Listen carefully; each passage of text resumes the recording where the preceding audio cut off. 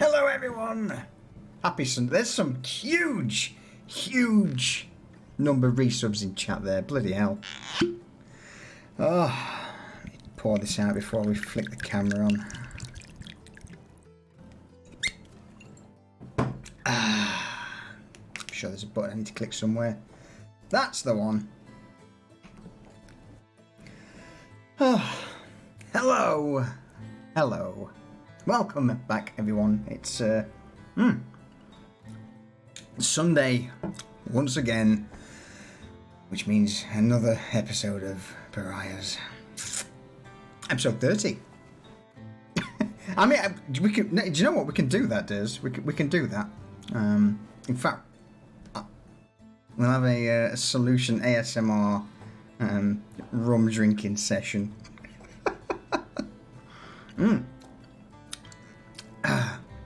Oh, don't. Get a bit of crackling embers of birch tree and that's jump sorted. Anyway, moving swiftly on.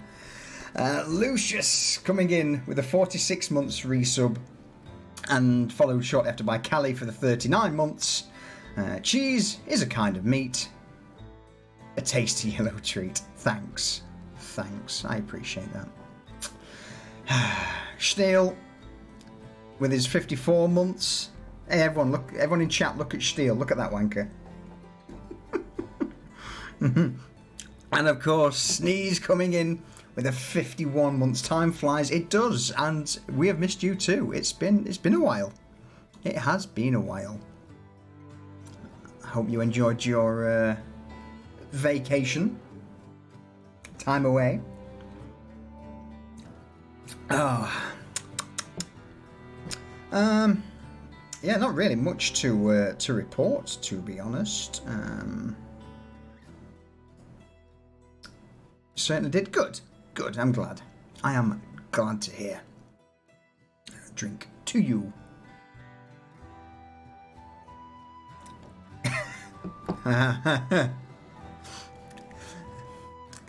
I see. Sneeze is being diplomatic. Alright, let's unmute this lot. Hello. Hello. Hello. Hi. Hello. How are we? Good. Yeah? Fucking dandy. Not too poorly. Well, that's good to hear. That is good to hear. Anyone got anything interesting that they've done this last week? Scumsoo! 52 months. Cheers, buddy. Thank you. Long ass time.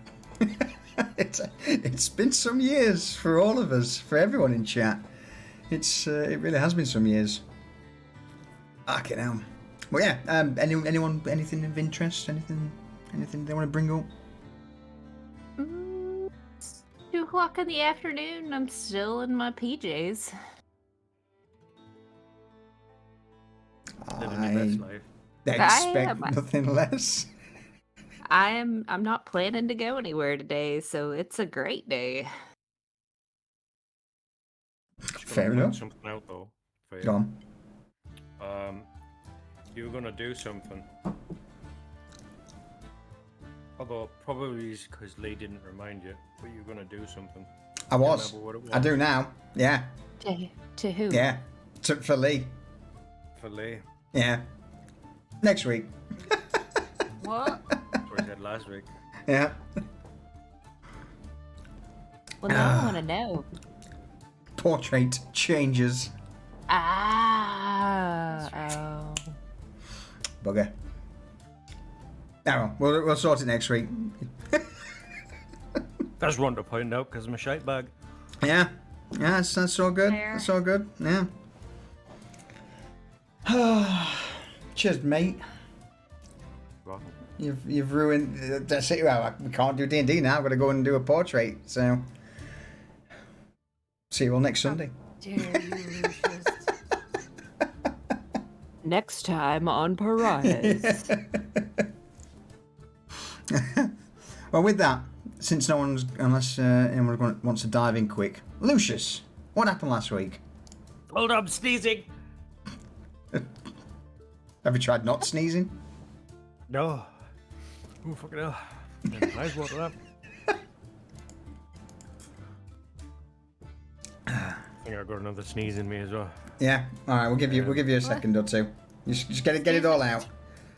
Sneezer's back and Lucius is sneezing. Coincidence? I think not. Hey, Rayvon, how are you, buddy? How are you? I think not. Son of a bitch. Yeah. Last week was a bit of a downtime episode. A little bit of shopping, a little bit of going about here, there, and everywhere. Oh, that's good rum. Bumbo.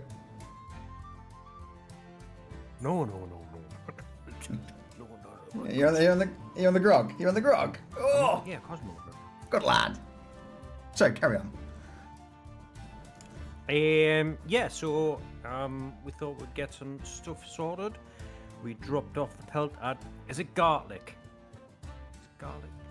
Garnack. What's his Garnack? I can't, whatever. His name's wrong in the announcement, guys, because I couldn't fucking remember his name, and he's not down as an NPC on Market Row. It's Gartlick. Garlic.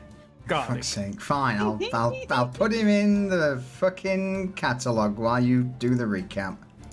Well, it's not my fault. Fucking everybody calls him Garlic all the time, so I got confused. I was like, that's not his actual name. It sounds like it, so that'll do. So yeah, we dropped off some goodies for him to do some stuff. He wanted some shit in writing, so he was a bit pissy at us, but fucking Garrett, being the Chad that he is, came through, and now he has a roof over his head.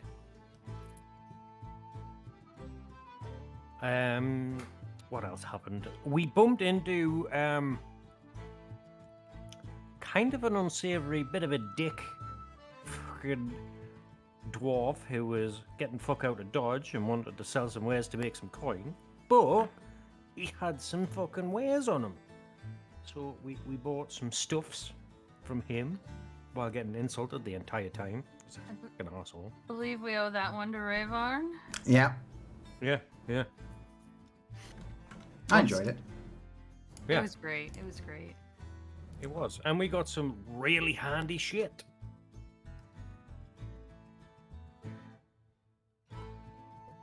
So, yeah, that was good. Fun little thing. We went to society, antagonized the nurse a bit. Cypher got told off, so now he's barred for 2 weeks.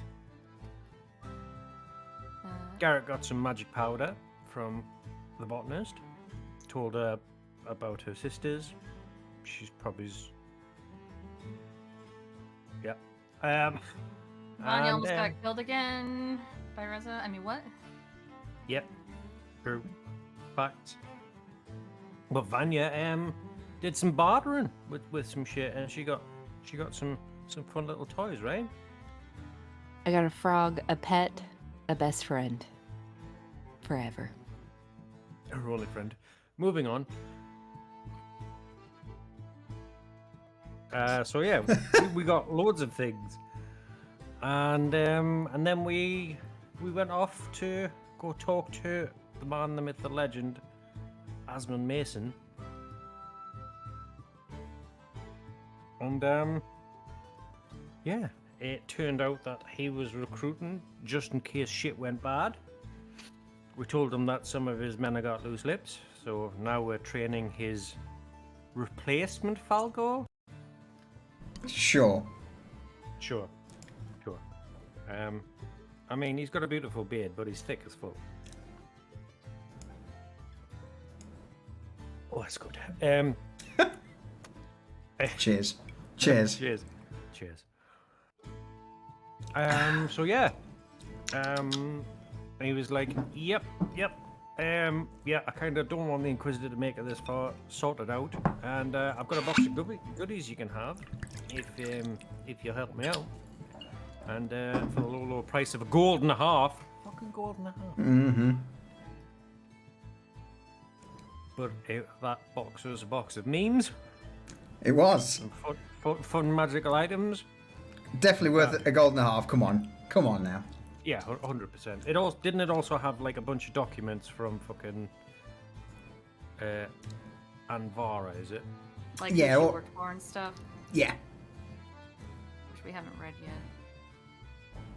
So yeah, we can definitely use all of that. It was well worth the money we paid.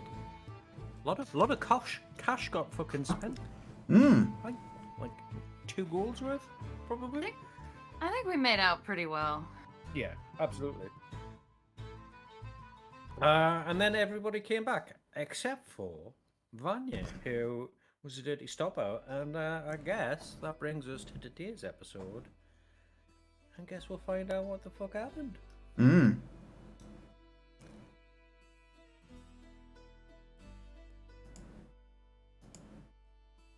Anya, what the fuck happened? Oh, Well- we just jumping right in. Absolutely. Let's pick things up there then. So just again, the rest of the crew returned to the Folly for the remainder of their downtime. But Vanya, you did indeed slink off to enact your own mysterious agenda, did you not? Oh, yes. Yes, I did. So with the parting of the party from the society,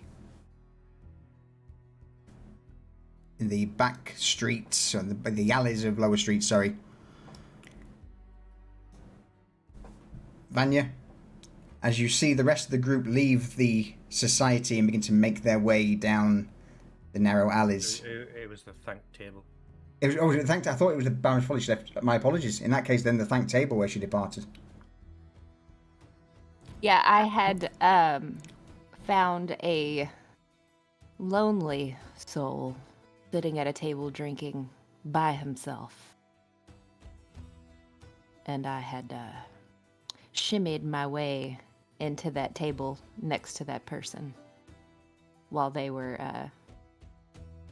doing their business at the think table.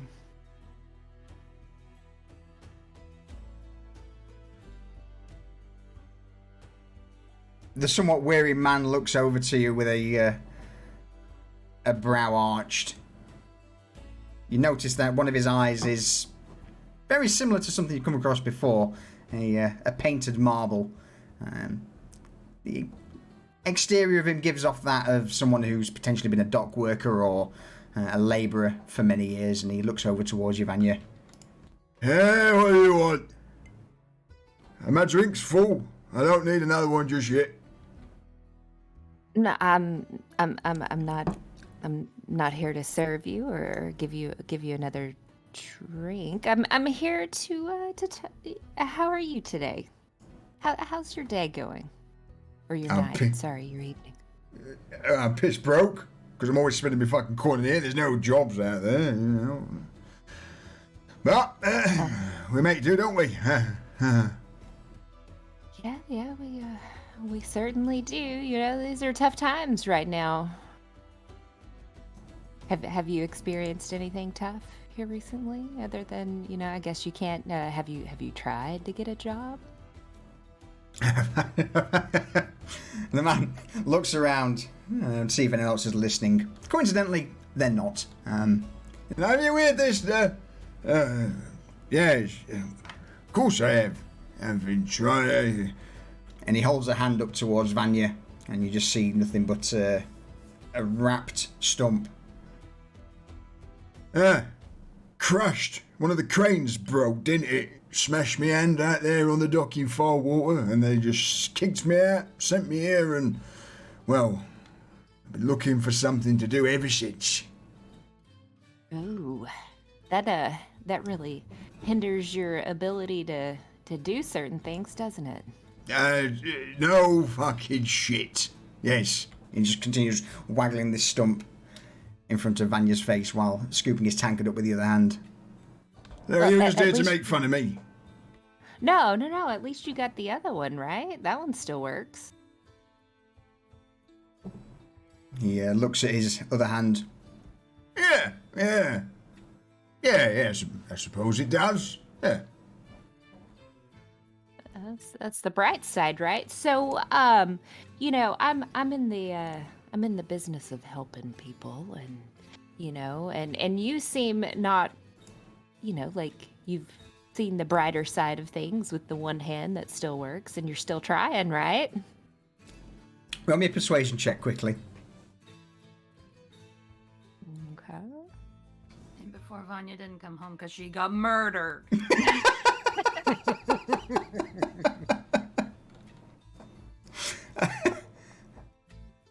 Yeah, the man slowly nods. You do notice a somewhat half uneasy expression, the other half just being almost amused. You know, not exactly used to someone approaching him in this manner. Yeah. I mean, what are you selling, eh? What are you selling? I mean, I'm just. So I've got a question. I've got a couple of questions for you. So the first question is, are you ready to have your world rocked and turned upside down? Both eyebrows now arch as he looks Vanya up and down, pauses for a moment, licks his lips. Yeah, sure. Why not? Well, okay. So we probably need to, you know, negotiate this in a more private setting, right? So, Aye, that we do. yeah, because I mean, I don't want everybody, you know, hearing and seeing what we're doing. So let's No, let's go to the back, no. to this bathroom back here. Back. All right. Yeah. The man downs his drink, wipes his mouth, pushes himself to his feet, and is led into one of the back rooms of the thank table. There's a skip in his step for some bizarre reason.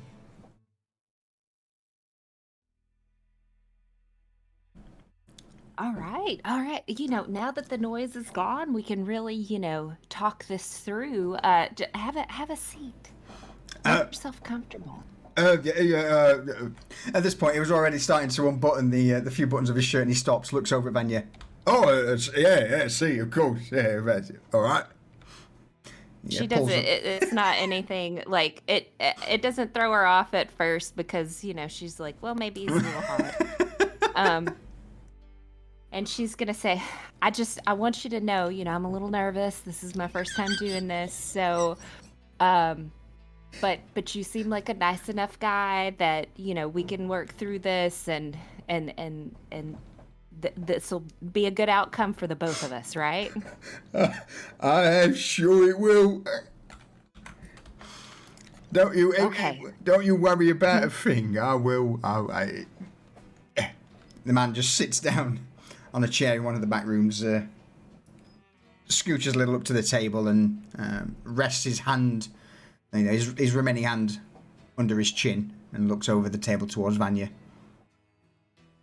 So,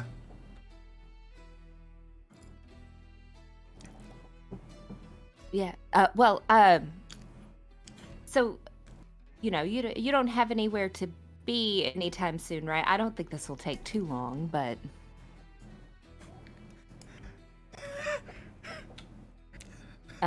no, You at least have 30 minutes, maybe an hour. Do you need to I've be got anywhere? no. As long as it takes. All right. That's great. I have your full attention, right? Absolutely, yeah. Okay. So now into the to the other questions that we have. You're completely comfortable, right? Like. I mean, a bit, you know, comfortable, maybe not be the right words, but you know, yeah, sure. All right. Well, let's get into the negotiations. So, what is the one thing that you desire?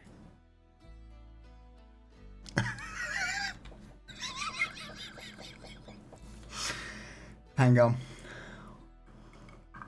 Give the D&D moment. That's a good Christian D&D group, guys.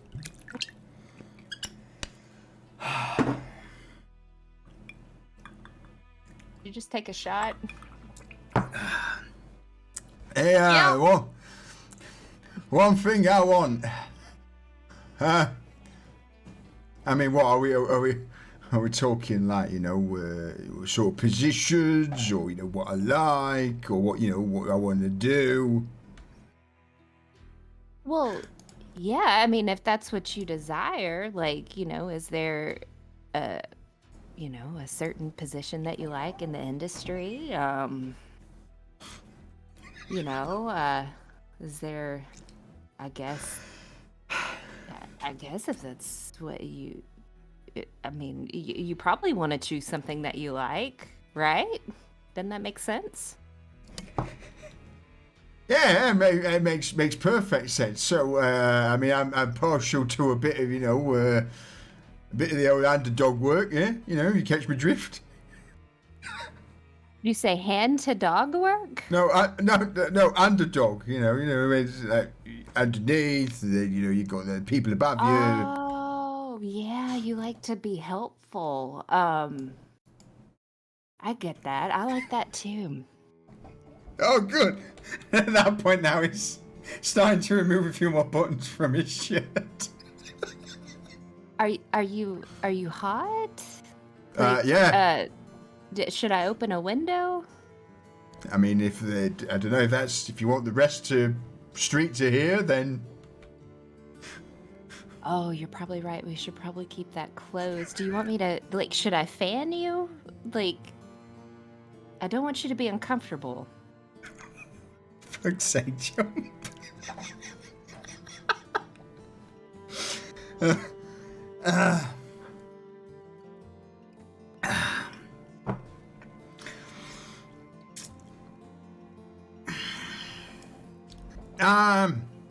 No, I think that's, you know, I'm ready to go. I'm ready to go. Yeah. Are you ready to go? Oh. Yeah, for sure. I mean, so just one advice, you know, before you kind of make your decision on telling me what, you know, your one desire is, you know, success is liking yourself and liking what you do and liking how you do it. Just, you know, remember that Of when course. you're making this decision.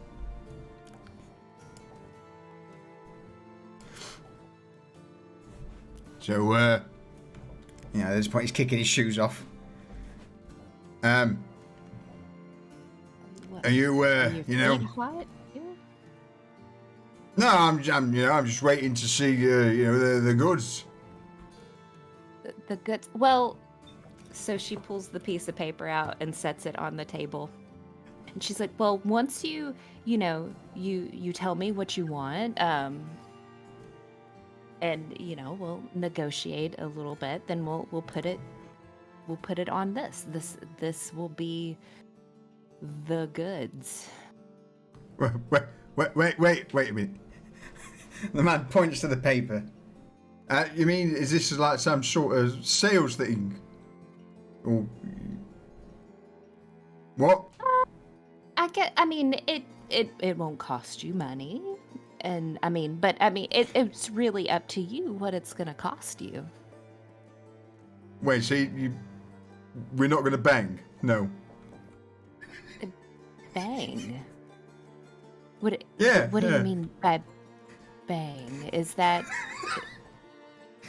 something new that's happening around here that I'm unaware of? I'm not originally from here, so. With his free hand, he makes a circle with his thumb and finger, and then with his stump just begins to pound. It's... Oh. No. No, is that? No. Oh, no, I am offering you an opportunity of a lifetime to, you know, change your world. No, I'm not insinuating that you could do anything with your stump like that. Yeah. No. I mean, it wasn't the same. Oh. So just to sort of, get cards on the table, we're not banging, no. No. No. No. I'm terribly sorry if that was what you... I mean, you were coming on a bit strong. I don't give, I'm not fine, well. I'd give anything, everything, to be out of this shithole and, be far away from here, or at least have, better outlook. Something that, a good job, well-paying job, yeah, some sort of glory or something like that. I want to be more. I want to be more, and yeah. Well, okay. I mean, I can definitely give you the better outlook and the glory to feel as though you are obtaining more. However, can I get this back? you must. And he points his stump towards Vanya.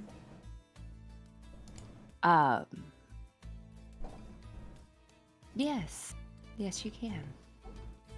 With that, his eyes go wide. Really? Oh. All right. Well, what do I need to do? Yes. So, full disclosure. I never want to dupe you into anything that you think you're going to get. We're definitely not banging for the hand. But all right. You must offer me something in return. But let it be known that I'm prepared to reject your initial offer. I've been taught to never accept the first offer, so let's go ahead and start with your second offer. I've not exactly got much apart from my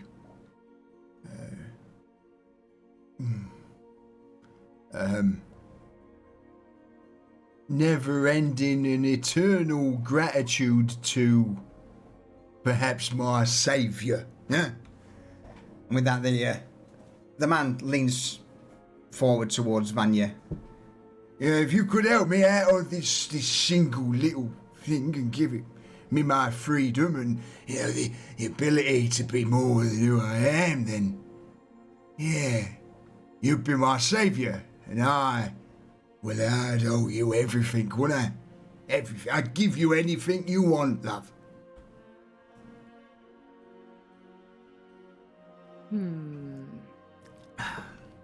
Anything and everything, and I can, and you would be okay with me drawing from that, right? When needed. I'll give you something to draw on if you want. If you catch me drift. I don't give a fuck. Yes.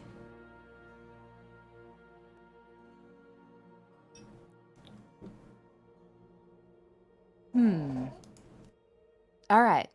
So, I'm gonna give you a minute. Please take the room to think about it. I'll be waiting outside. Take your time. Just And, before when you're you ready go, to sign this. is there any Yes. chance you just loosening a few buttons? Just coulda, woulda, sort of thing. No, all right, that's fine. I'm just gonna I'm gonna step out here, and when you've made your decision to of course it says that I will give you your hand back in exchange for drawing upon your soul. Yeah, just let me know whenever you're ready to sign this. I'll stand outside here, and you think on it and let me know. All right. As you step out of the side room back into the busy tavern of the Thanked Table. Any other things you wish to do, Vanya? She's just gonna wait patiently outside. She's gonna grab a drink while she's waiting for him to make his decision.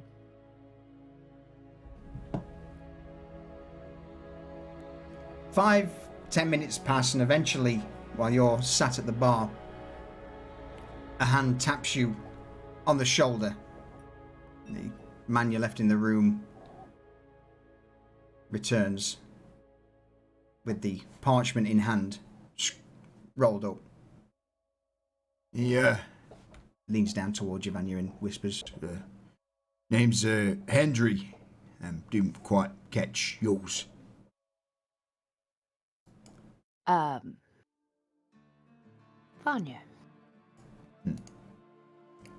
Well, Well, hold on. Let me. I don't want to. Let's go back into the room for a second. all right. Yeah. I wanna look it over, and I need to. And you're good with it, right? Yeah, As we absolutely. Walk into the room. Okay. Absolutely fine. So, and it looks like you've signed this. I need to prick your finger. roll me a persuasion check.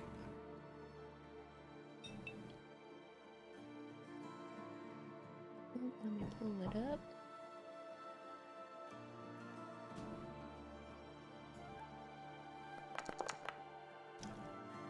Without missing a beat, he extends a hand, or his only hand, towards you. Just before you prick, Oh. he grabs hold of your wrist and looks you dead in the eyes, Vanya. This will return my hand, yeah? Yes. It will, you will feel as though it has never left your body. All right. Let's see you work your magic then, little miracle worker. And with that, he lets go of your wrist, Vanya, and extends his hand palm up towards you.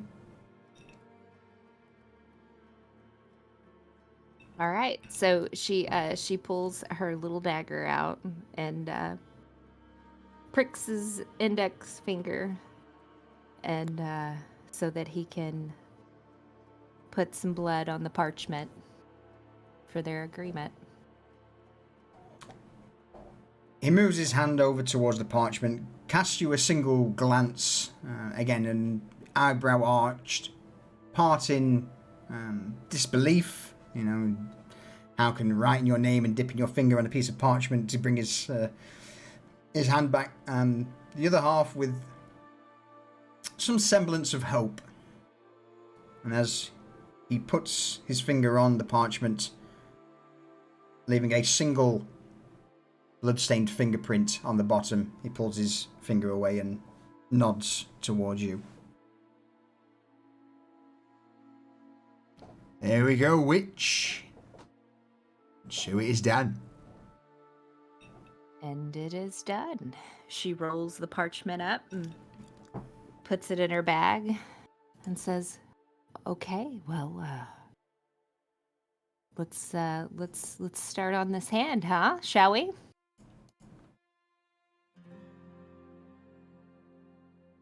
He nods in response, and at this point seems to give you lead.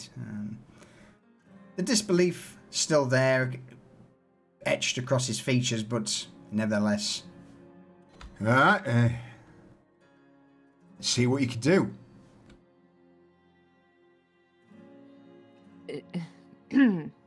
She takes his nub in her hand. Really? I don't just say it.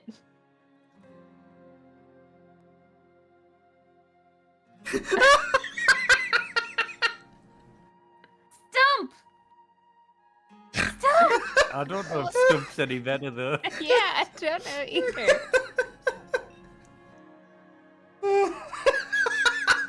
Why?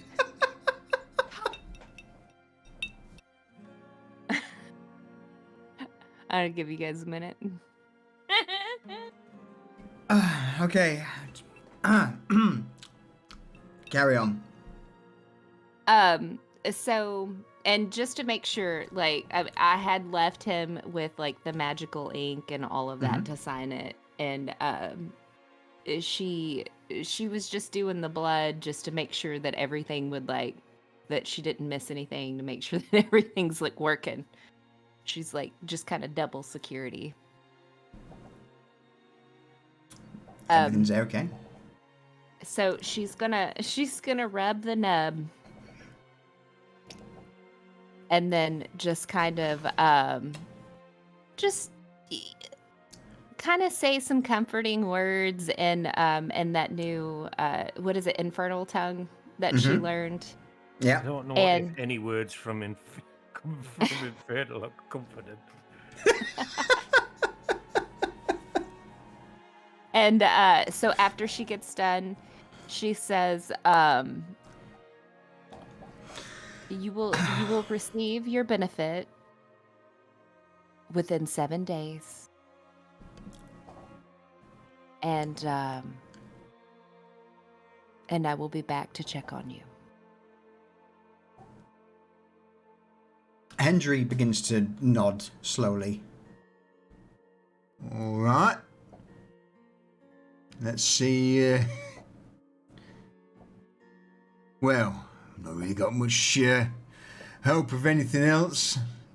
So congratulations, Little Miss Witch. You are now my wish upon a shooting star, eh?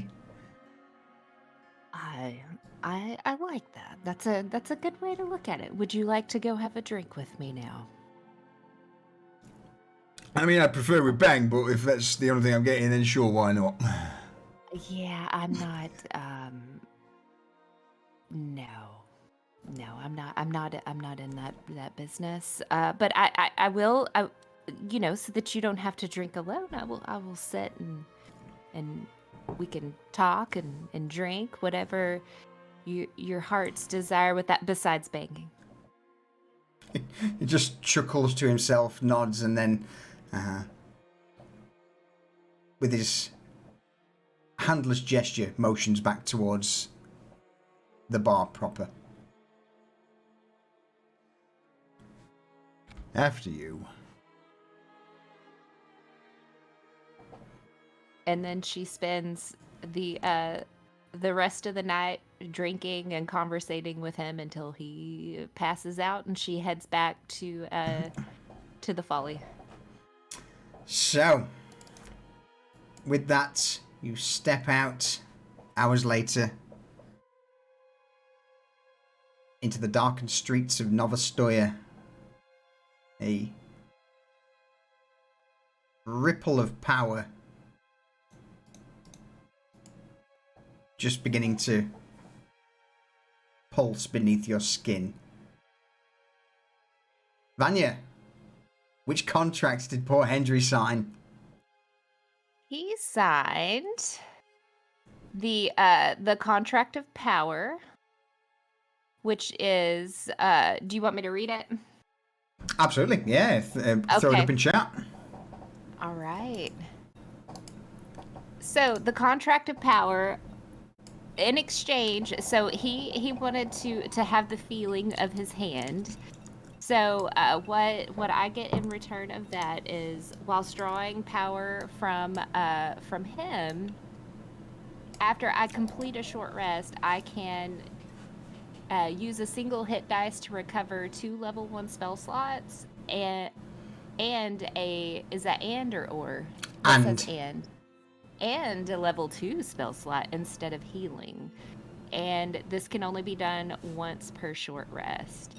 So whenever I draw from him, I draw portions of his soul as I do that. So it doesn't say in there how many times can I draw from him on that. Is it just once? You can draw on it once per short rest. Well, I meant like until that contract is like until I kill him, basically. I guess you'll find out. I guess you'll find out. Okay. And then let's see. So I think part of that, like the passive ability, is the contracts of damnation, Mm-hmm. and that's a big long one. Um, You can summarize it if you want. You don't have to read it word for word.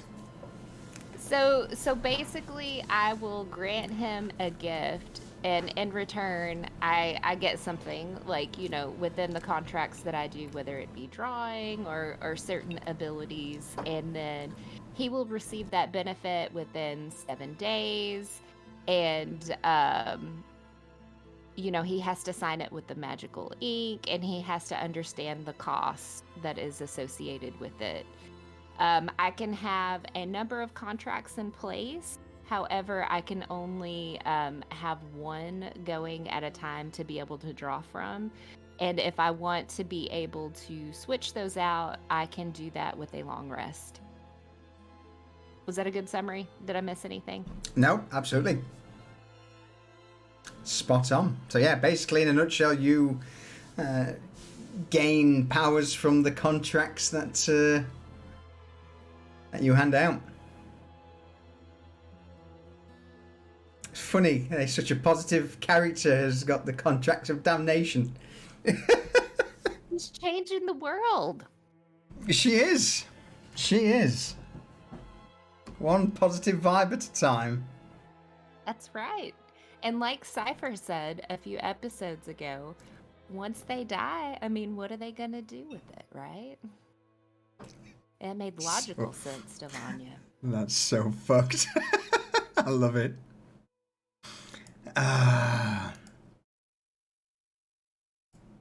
All right. Is there anything in particular you're wishing to do on your way back to the Folly? Or are you just basically heading straight back there? She's just slightly inebriated, but she's also, taking the back ways because of, Garrett always does that. So she's like, well, maybe I shouldn't draw attention to myself. And, but she's just kind of, just sticking to the shadows and just stumbling along.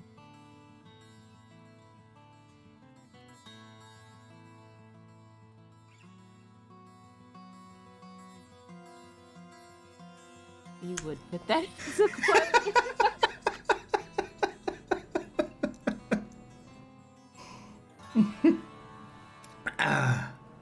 Had to happen. Mm-hmm.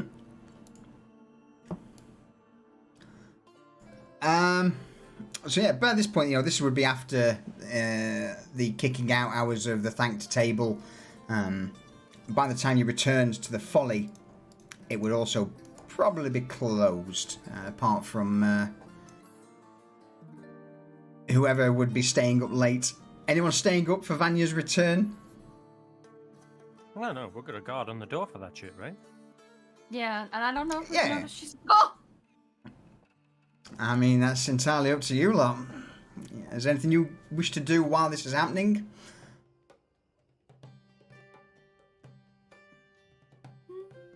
I think Teresa is just like a normal night at Aaron's Follies, sitting in her corner whittling, watching the crowd.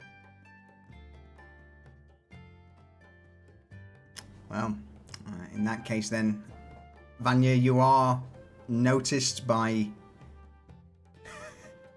Krieger as you approach. There's a little, it gives you a little bit of taunting, but eventually you step inside, make your way up and fall asleep.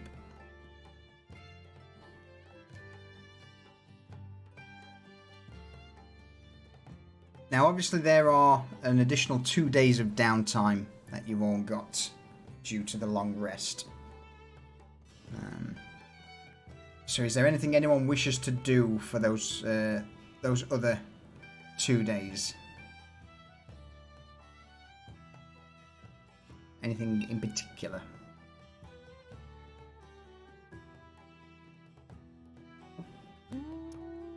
I believe Garrett and Desmond have something to do. Okay.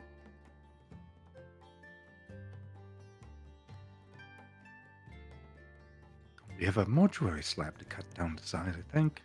Mm-hmm. Nothing I can think of that I had on the docket. All right. Scythe, Desmond, Garrett, floor's yours. Garrett, Yes, Desmond. so you know how you have all of those tools in your room that you were using to make things? Yes, of course. Do you think we could cut this down to size? Or, well, it's not here, but the slab that we got from the coroner. To make a smaller shield that would fit you better. Yes, exactly. Yeah, we should be able to do that. What sort of shield would you like? Well, just a...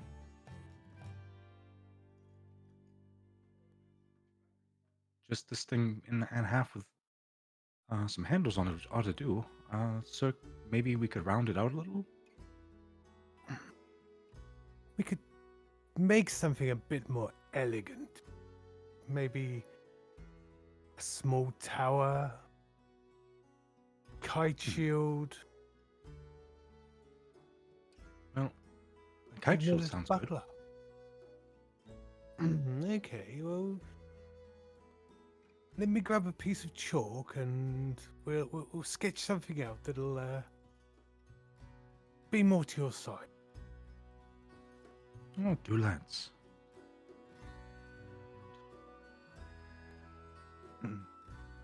Desmond is going to go and fetch the slab and try to get it up to where it'll be easier to work on. Why don't I just bring my tools down to you rather than trying to drag this thing through the folly? Oh, I'm sure it would be no bother, but you're right. Maybe it would be best. All right, so Desmond's going to go to the table, which I believe we put in the basement, and he'll just wait. As you step through the kitchen, Francis watches Desmond go into the basement, drag the slab out, drag it back. Nothing with that minute wood out there. But it'll be not too long. We'll keep it out of the kitchen. It'll be fine. Yeah, we got any half cooks and now maybe a chopping board. Might be something interesting. Oh yes, I'll bring that up with Garrett. So we'll see what we can do about that. Chopping boards like that because it's pretty good quality, but yeah, that's fine. Let me know and I'll be hanging around. Yeah. Of course. Francis just flashes Desmond a quick thumbs up before turning around, returning to the stewing pot over the fire. Takes a ladle, she begins to stir through it.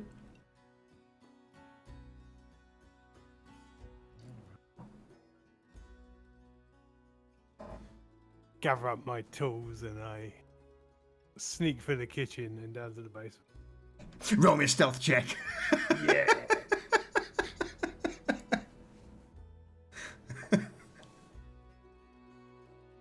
Because it completely doesn't matter. I'm sure we'll have an amazing.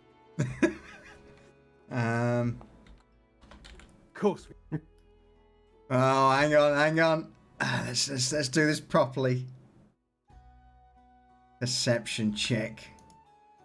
Yes, come on, crit. Oh fuck. All right, Gary, go on. How do you do that? How do you sneak past him? I wait till his back's turned, stirring his stew over the fire. And I just walk through silent. Not even trying to really hide, but my natural abilities just making me completely unnoticed by our chef. As the door shuts behind you, you're fine. Under the wind. Goes back to stirring. Meanwhile, in the Baron's Folly basement. You make your way down the stairs, Garrett, and see Desmond's at this point hoisted the slab quite easily onto a makeshift table made of a couple of barrels.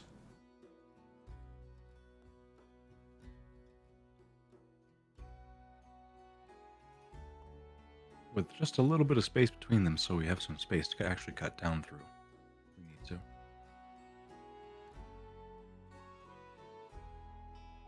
Well then, it's pretty hefty. And also, I think that when we get done, if we leave anything here, Francis is going to use it to cook with. So, we'll have to get rid of the other part, probably. Yes, I don't think I'd really fancy eating anything that was chopped on it. Probably give it a bit of an odd taste. I was more worried about what's been on it beforehand. Coroner has many different interests, and I don't think I'd care to eat most of them. You both get a mental image of a headless chicken reanimated running around the kitchen.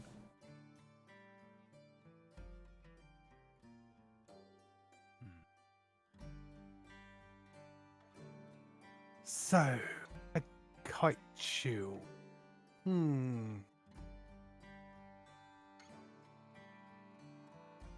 shouldn't think we need very much of it. No, let's and I go in my pocket and pull out some string. And if you stand up for me, take the string and I measure from shoulder to mid-thigh. Desmond holds the string firm. So, something about this big or smaller? Because you're going to be the one that has to deal with it. About that large would be good. It's better to have the coverage. I can swing it around easy enough, I think. So, with a flick of a side blade, I cut a length of string off my ring and place it on the table. And then width. And measure your arm. And go basically from forearm to mid-upper arm. About this wide. Will that cover you well enough? That should do it. You're quite a bit sturdier and more coverage than this pot that I've been using. Yes, definitely something needed more elegant.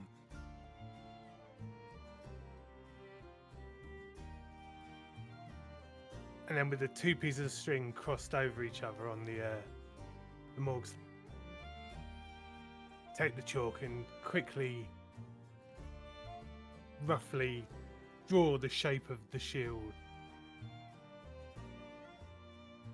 into the center of the piece.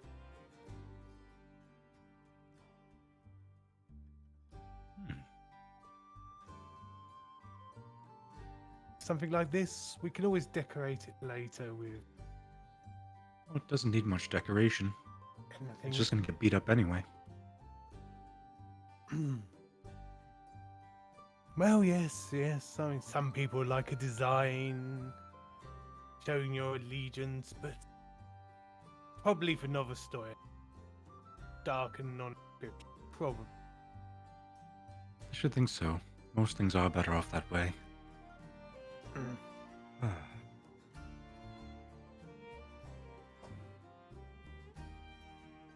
We start rattling in the toolbox, and I produce a saw, Okay.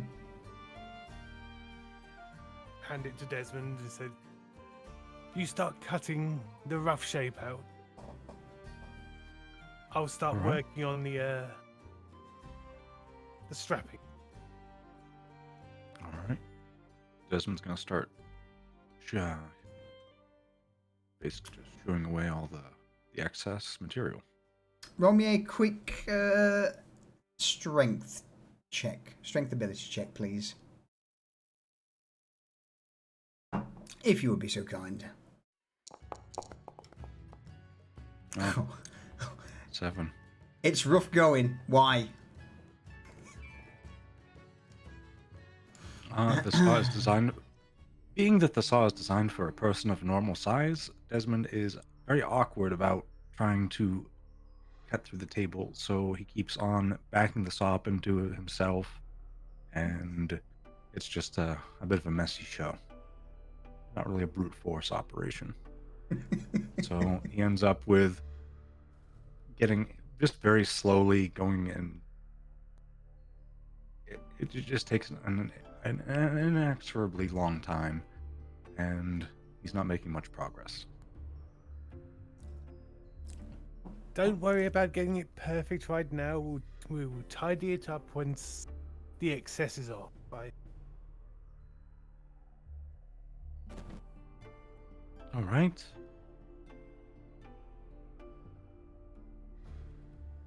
So Desmond's going to try to just cut it to length at first before starting to try to cut the shape out, because that's where he's been going wrong. He's thinking too much about the end and not enough about the process of getting there.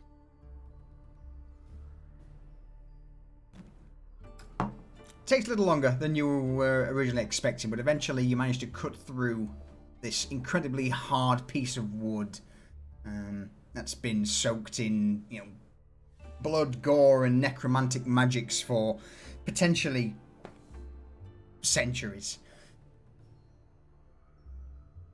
With all of the excess cut off, you're left with this somewhat blocky but kite shield shape in front of you.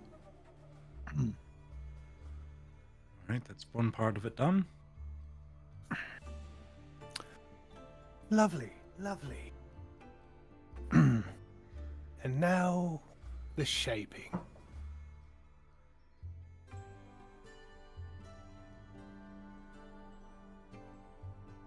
All right, so the saw then.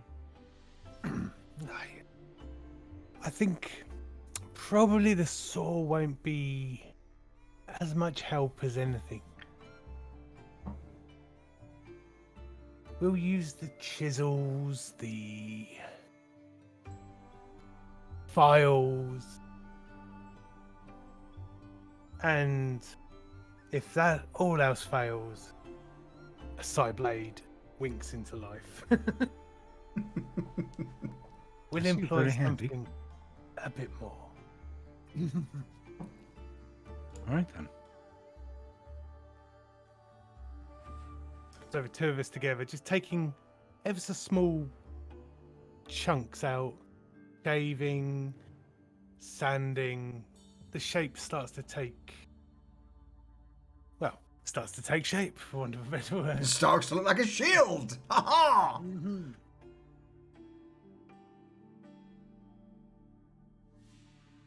Well then. As the process continues, Garrett, I would imagine you begin to sort out the strappings for the arm guard. Correct. And so what I will say is, Desmond, after a couple of hours, if not more, worth of work, you're eventually left with the finished product in front of you. What does it look like?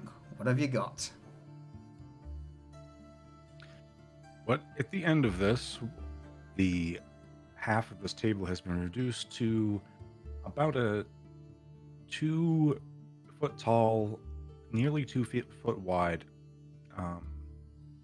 wooden shield, and it's in the shape of a kite shield. So it looks like you'd think of a typical shield, like for a coat of arms, just very rough hewn. And on the reverse, on the less scored side, it would have been the bottom side of the table, there are now a grip and an arm brace for the shield to be wielded with some leverage. Mm-hmm. And of course the face side of it is stained with what might be black or dried red stains and other unmentionable secretions. You know, if there were black lights, it would put on a show. Yeah.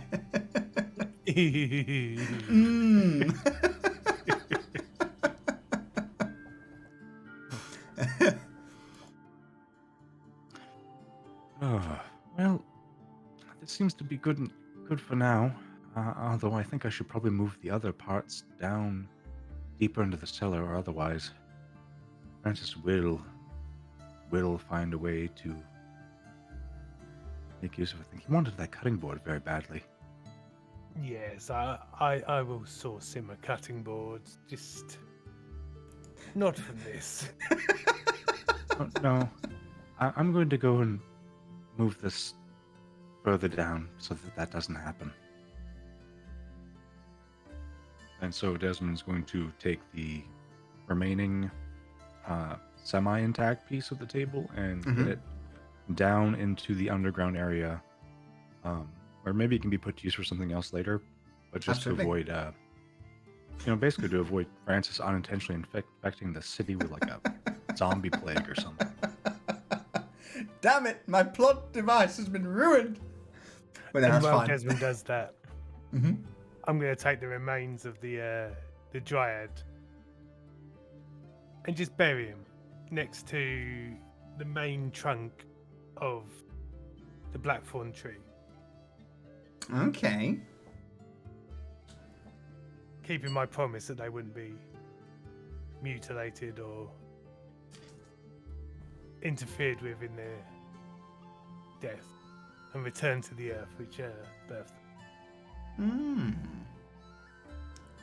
I like it. I gave my word after. You did, and your word is your bond. Desmond, would you care to throw up the result of your works Yes.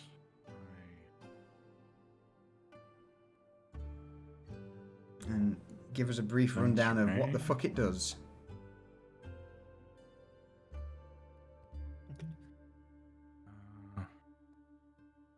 Is it Control left click to put it into the chat? An item is nope, not that one. I think you just click on it. Click on the icon. Oh, right. There we go. Yeah, there we go. There. The mini morgue slab, which actually looks very much like the picture. A reinforced piece of wood used either as a stretcher or a morgue slab by the coroner. Slab smash. Once per long rest, if you move more than 15 feet in a turn, when you attack, you can perform a free shield bash action, targeting up to 3 viable targets. Reinforced shield bash does a d6 instead of a d4, and morgue slab. While using the shield, the user is protected from decay and can't be risen as undead. And it does That- has a whopping +2 AC, which is unheard of in this place.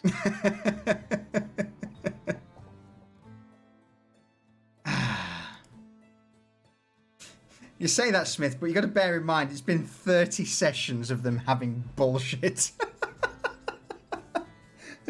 This is kind of absolute garbage. trash. I mean, like they've had leather armor that's not been like -1 AC. So I'm like, no, you know what? So go on, Desmond. So, all right. So I'm just gonna say, Solution has been having the group like they have been the Oliver Twist of adventuring parties. Please, sir, may I have some more? Like, No. just now, people are getting like a few cool things, and it's not that bad. I mean, that's the thing, AC2 shield. That's a normal shield, pretty much.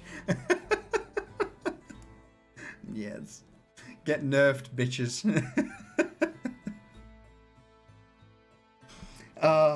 Yes, it's a good feeling when the the players are thanking you for what is in effect normal leather armor.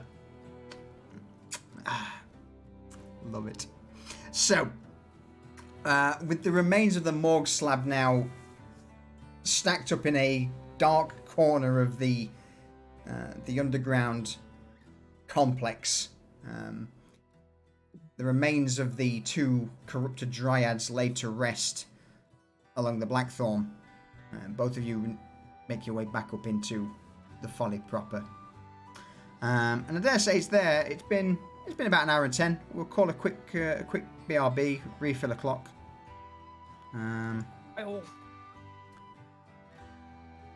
Because I don't really want to be pounding this rum any harder. So I will be right back. Cheers, Durs. I appreciate it. That's fair, Kelly. That's fair. Alright, we will be but a moment.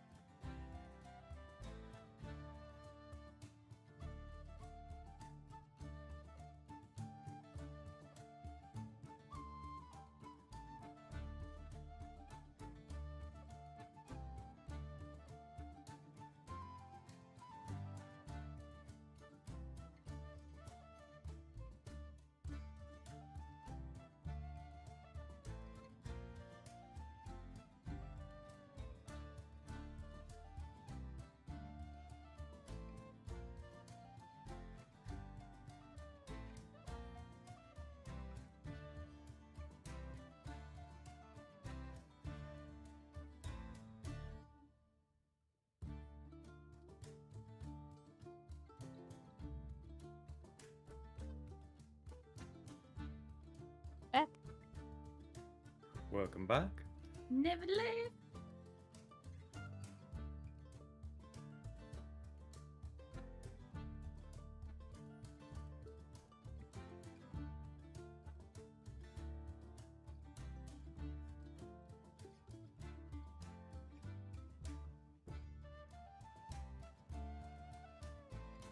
I'm back.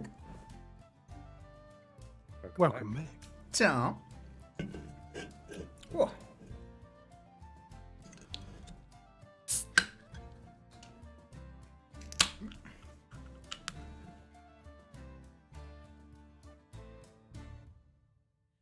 And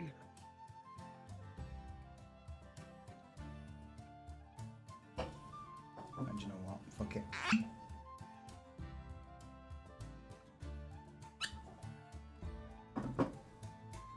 There we go. Oh, are we waiting on anyone? Scopes, I am think. returned. There we Nice. go, as if by magic.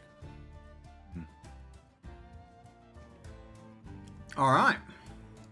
So then, with that, I kind of pretty much I'm about to leave the floor to you. And the reason being, with the remaining downtime, I imagine you've got plans to make. There are several threats on the horizon at this point, ranging from helping Asmund out to the Inquisitor and his retinue to the Governor of Lower Streets and his various deeds. At some point over the downtime of the rest days, you would all find yourselves either in the Folly proper or in possibly more likely in Garrett's room. Unless, of course, anyone has anything further they wish to bring up on their own before you have this discussion? Yes. All right. In that case, then, Um, Cypher, over to you. During the downtime, Cypher, in preparation for scouting this the local governor out, is and with his fancy new garb that he got, has been practicing faces and changing outfits so he can seamlessly, very quickly, just become a completely different person. Like, turn a corner and it's a different person there, you know? Oh, shit, okay.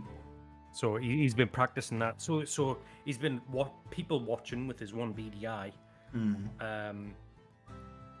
just so he can get faces and outfits and be like, right, okay, practice that. Go down the street, change, come out, pretend to be them for a bit. Do you want to Rinse and quickly repeat. remind everyone what the clothing item is that you'd be using? Yes. It is Hoodboy's finery. To the naked So, eye. to the This, naked eye? Yeah, go on, let Yeah. you do it. Yeah, crack The on. naked eye, Crack the on. set of clothing is naught but a faded gown.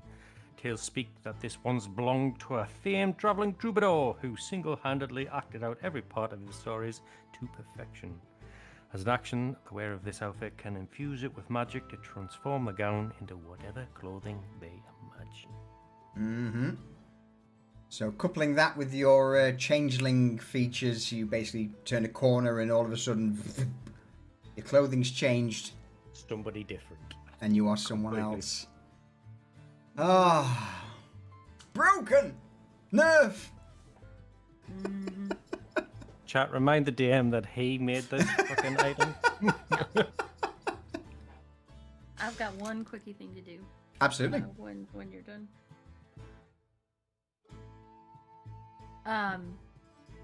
Reza. That you done, Cypher? Yeah, pretty much. Yeah. Reza. So Reza, in preparation for anything they might have to do for the investigating the governor, she's not about to borrow a dress from Vanya again. So she is gonna go out to Market Row and pick up a couple different outfits from like the used clothes stands and some cosmetics, and she's just gonna make preparations to have her own supplies if she Okay. needs to not pretend to be a female, but like dress up in like female attire or things like that. Quick question. Are you using the 30 silver that you owe Vanya? No, Vanya Okay. didn't use the 30 silver that Reza gave her as an allowance to buy a dress. So moot point. In that case, then, Reza. Yes. How many? Is it going to be a couple of items of clothing, or is it? Are you going for a few different wardrobe types? So I think it would just be like a good enough looking dress so that she didn't look like what am I gonna say? Like she could look like a slightly higher end hooker if she needed to, or just like a poor woman out in a dress. Like she could dress it up or dress it down. Like a little black dress. Roll me a d6. Okay.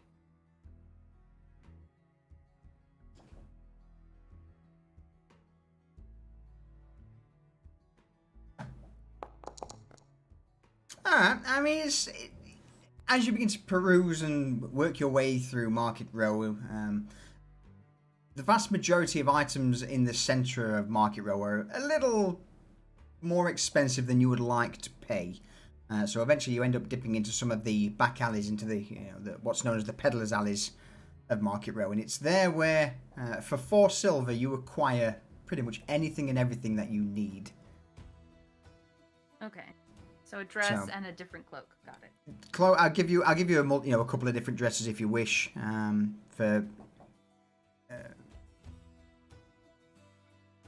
Do you own a disguise kit? I don't, but I know people who do. Roll me a twist of fate. No, I'm not going to give you a disguise kit for 4 silver. But you managed to get, a few bits of makeup and several different dresses and robes to go along with that. So yeah, you do have some makeup, but it's not enough to basically constitute as a full disguise kit. Okay. Thank you.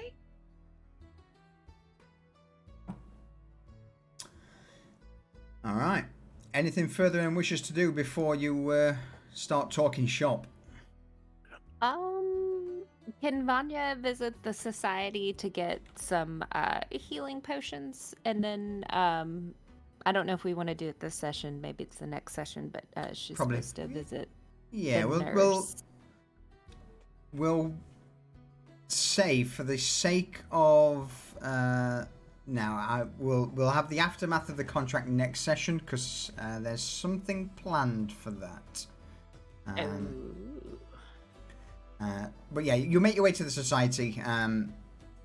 There, the nurse basically, you try and talk to her about the contract signing, but she pretty much brushes you off. And as you mention potions, you just get the usual. Oh, just go and speak with the botanist. I'm sure she'll have some weird and wonderful concoctions that she'd be more than happy to give. Now, look, I know we've got things planned for today, but there is something that's come up that I need to do. So, tomorrow, and she taps Vanya on the nose as she says this. Tomorrow we'll talk about your successful little venture, shall we? And also, congratulations, my dear. I'm so proud of you. Getting a name. She's Vanya's a little confused on how she already knows, without telling her, but just assumes. Roll me an that she's Arcana just check. Beaming.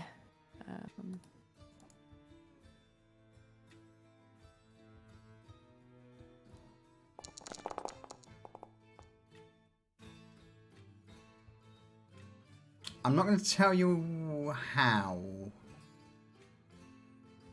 Hang on. That's a tough call, so we'll let the dice decide.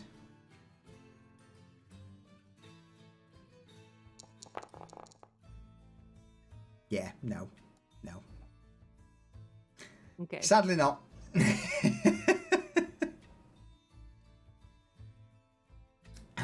She's just gonna assume it's because she's walking with a little pep in her step and it's glowing from the success, and it's just gonna walk towards the botanist. You would notice that the nurse dips into the coroner's chambers as she gives you a brief wave of the hand as you step into the botanist's chamber. As you step in, you're met with the familiar scene of various overgrown plants climbing up and down the pillars and walls of the chamber, and at the center of the room where the somewhat bluish-hued pool sits, the botanist is there just scooping a handful of water out. Without turning to face you, she just mutters very quietly, "Miss Vanya? Good to see you." Yes. It's good to see you too. How have you been? Better. Yes, for reasons of families. But Yeah. you are not here for counsel, I imagine. So, what can I do for you today? Well, in the past we had gotten some healing potions from here, and I was just wondering if that was an option that was available again. And I would like to get a few, not only for myself but for uh, Garrett and Cypher, and well, I don't think Reza needs one. Does Desmond? Well, I'll just get a few, and then I'll go back and if it's possible for me to get a few and to share with the group. Slowly but surely, the nurse arches a brow. And taking her gaze away from the central pool, she looks towards you, Vanya. Ah, healing. Yes. There are a few things. And immediately she seems to burst into life. The several tendrils, the roots that protrude from her back begin to reach out to a multitude of shelves and cases that are scattered around the room, pulling a multitude of vials. And as these 8 or so branches begin to move in, they twist, turn, and eventually 5 vials are held, suspended in her vines in front of you. They are not the usual blood-coloured potions that you're used to. They are somewhat sickly green. And with the remaining branches, vines, the nurse begins to, almost like a spider, make her way over towards you as she drops to the floor in front of you, a large, beaming smile on her face. These should be sufficient. Yes. They're a different color. Do they change like mood colors or like?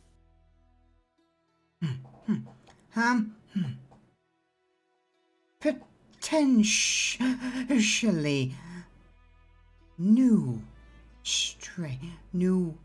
concoctions, new different plants. Yes, try. Report on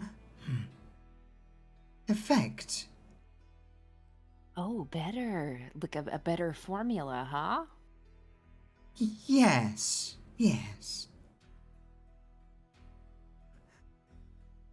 I like to create concoctions back at the folly myself. Always turn out great, but yeah, well, I'll let you know.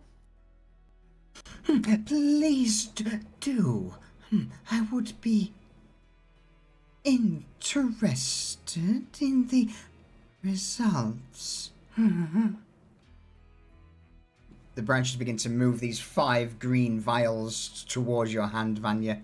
And I have put 5 potions of healing in your inventory.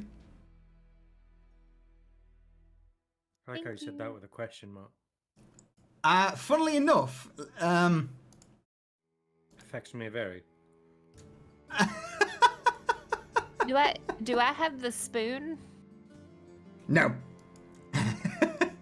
No, Because I was you gonna don't. say I could try it. Sadly, Desmond has the spoon currently. No. We might need you to try it, Desmond.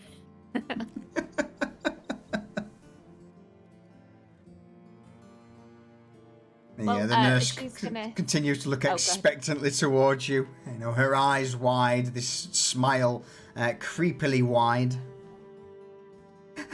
Yes? No, I appreciate this for sure. What do I owe you, or is this just a try and just let you know? Or Let me know of any unfortunate side effects. Oh, I can definitely do that, and I'll report back to you. I appreciate it. I'll leave you I'll leave you be, and yeah, I'll be back to well, I don't know. Before you go. Mhm. The botanist turns around and begins to, again, in a usual half levitating manner, due to the vines protruding from her back, carrying her along her room, makes her way over towards one of the bookshelves at the far end of the room. Well, not so much bookshelf, but storage shelves at the far end of the room.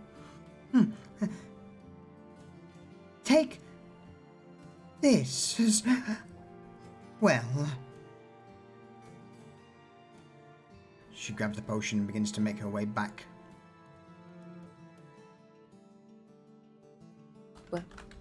What's this? The botanist smiles and hands you the potion. As you take a quick glance of it there, this mostly appears to be almost an empty vial. It's only when you hold it slightly up to a light source that you see there is some slight shimmering liquid in there, but it is barely visible to the naked eye. Cleaner and clearer than water. Perhaps in a most trying of times this will be useful. Though, and she leans again into Vanya's ear, any side effects, let me know. I'm getting a sense that there's side effects with all of these. Okay, like trying times. All right, I will remember that. Trying times, like maybe I'm unconscious, or maybe somebody said something mean to me. Is that what you mean by trying times? Because Reza says mean things to me all the time. Oh, you could drink it now, and I could. And at this point, she seems to loom over the top of you. Her branches picking her up from the floor, and she's, about a foot or so above your head, looking down at you. Or perhaps you could try it now. I could see firsthand the effects. Oh. No, I'm afraid that it wouldn't work properly if it wasn't during a trying time, right? Because this isn't trying, so we should use it when we're supposed to use it, right? Shame. I look forward to hearing all about it. I appreciate you giving it to me. This was more than what I expected, but I'll definitely take notes and report back. The botanist bows her head slightly in acknowledgement before she begins to retreat back towards the center of the room where the large pool of fluorescent liquid resides. And Vanya will head back to the vault. Okay. I love the society. I can just throw weird shit at you, and I don't have to fucking, justify it. It's great. Or explain what it does. Or explain. Exactly. Yeah, because if it's free, it's for us. So, Vanya, what have you been given? I have been given, oh wait, I don't want to use that ability. I was trying to put it out there. I've given 5 potions of healing. Did you hear the upward infliction? Because it's got a question mark tied to it. So you regain 44 plus 4 hit points when you drink this potion. The potion's green liquid glimmers when agitated, so Cypher can have fun shaking it and it being shiny. There may be some side effects though, and those are not listed. And then I got a potion of something, and it has nothing underneath it. Amazing. But we will use it when times are trying, and who knows when that would be for Vanya, because she seems to get stressed sometimes over little things. So. Potion of something. Can't wait to see what that one does. Yeah.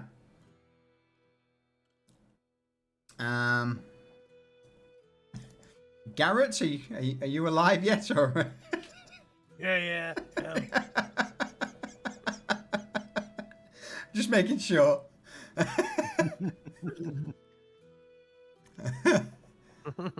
How were those big tasties? They're taking their vengeance upon me. Too much cheese, I think. Lovely. All right, so days turn to night, and eventually, at some point through this 3-day long rest, I would imagine you will find yourselves. I'm probably going to take a punt and say it in Garrett's room. Yeah, probably for any planning and shit. And I dare say at this moment, really, it's kind of down to you guys on, what the plan is going forward.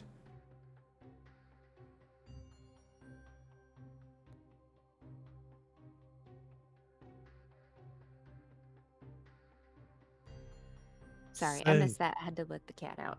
It's all right. So basically, you're back at Garrett's room now. It's towards the end of the 3-day long rest, and it's probably at this point where you'd be planning on what course of action you all want to take, considering the multitude of potential threats that are now starting to loom on the horizon.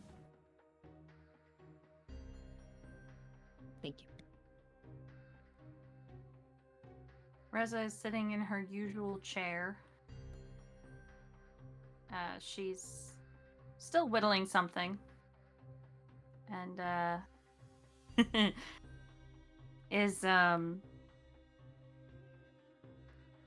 of waiting for everyone to be gathered and, kind of talk which one of... Alright, we've got several things on our plate here. What are we tackling first?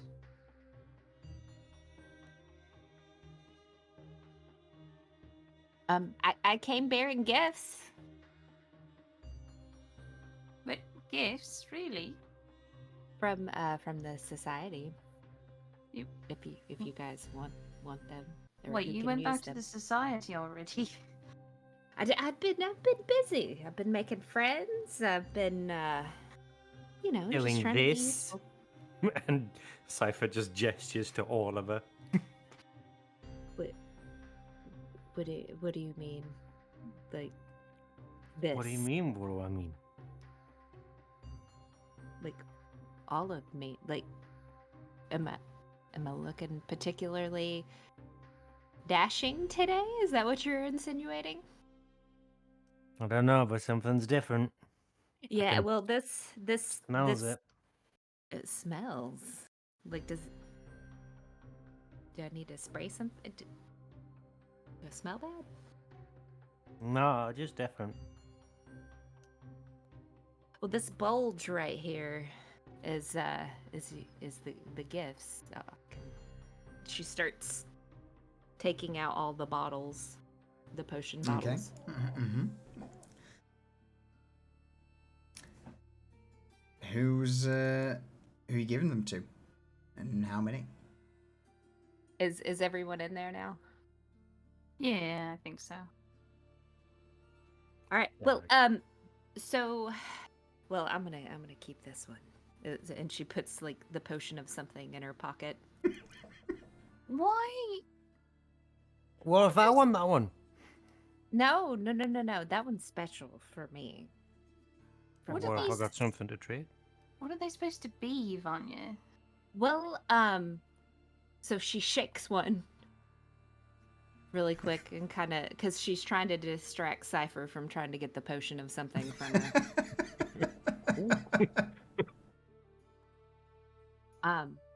Cypher, look at this one. So I've got 5 of these. And these are,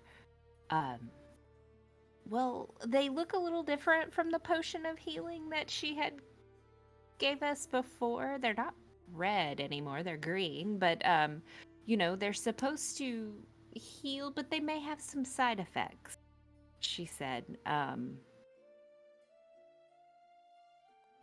Desmond, I don't know if you want to, like, maybe dip your spoon in one of these to see if they're possibly poisonous, or... Do you think that she'd try to poison us? Well, I don't know. She seemed pretty happy about giving them to us, and, I mean, I don't think I've made her angry, but... Desmond is going to fish into the box, Mm-hmm. just keeping everything that remains there, and just fishes out the spoon and hands it over to Vanya. Here you go. Okay. There you go. The crate spoon is in your inventory, Vanya. And she is going to pop the top to one of them and just ever so slightly just put a drop on the food or on the spoon. Roll me a 1d4/r space 1d5. 1d4 / 1d4/r space 1d5. 1d5. Okay. 3. As you dip, or pour a couple of drops of this potion onto the spoon for a moment begins to writhe in your hand before remaining still. There's no hiss indicating that it is not poisonous. This one, at least, is not poisonous. Oh, okay, we're good. I guess if that's how it works. And she hands the spoon back to Desmond and says, "Okay, well, who all wants one? Who needs one? I'm gonna keep one. I trade you one. Well, I'm giving them, Cypher. You don't have to trade anything." Yeah, but I got something for you. Oh, I enjoy presents. What do you got? And I she's need- gonna hand him a bottle. He pulls out a glowing blue crystal orb. And he goes, something you'd like? That's gorgeous. I could put that like on a necklace or something like that. What's it? Does it do anything special, or is it just pretty and glowy? You can't tell? Yeah, touch it. And he puts it in her hand. Roll me an Arcana check, please, Vanya.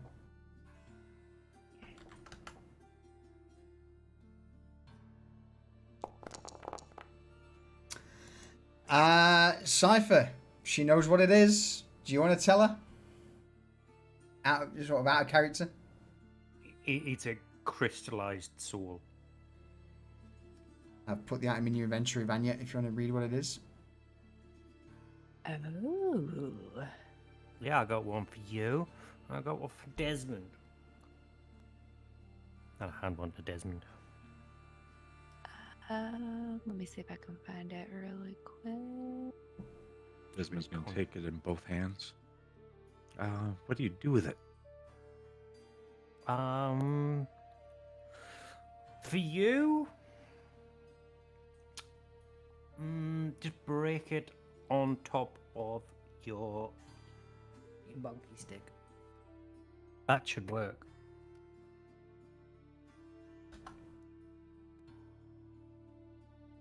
What's that This- going to do? Is it just gonna make it glow or something? I don't know. It'll definitely make it stronger. I don't know how long it'll Oh. last. All right then. This one's gonna pack away the glowing blue, definitely not forsaken orb. It's beautiful, Cypher. Thank you. I will use this when I absolutely need it.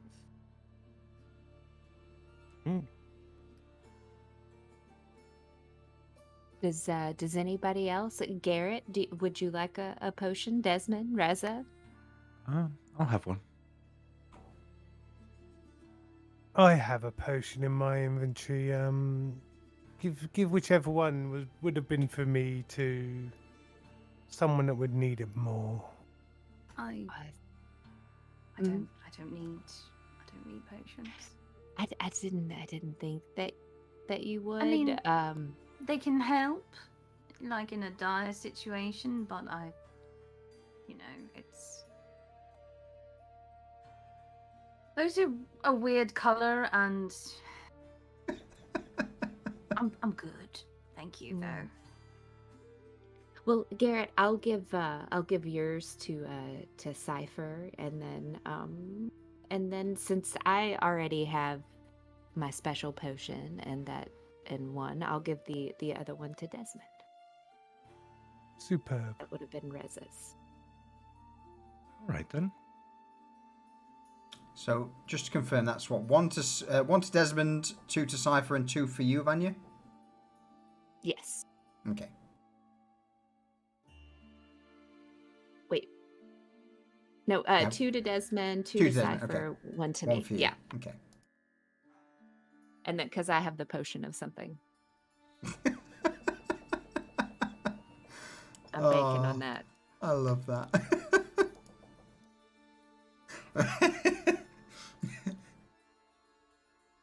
Potion of something.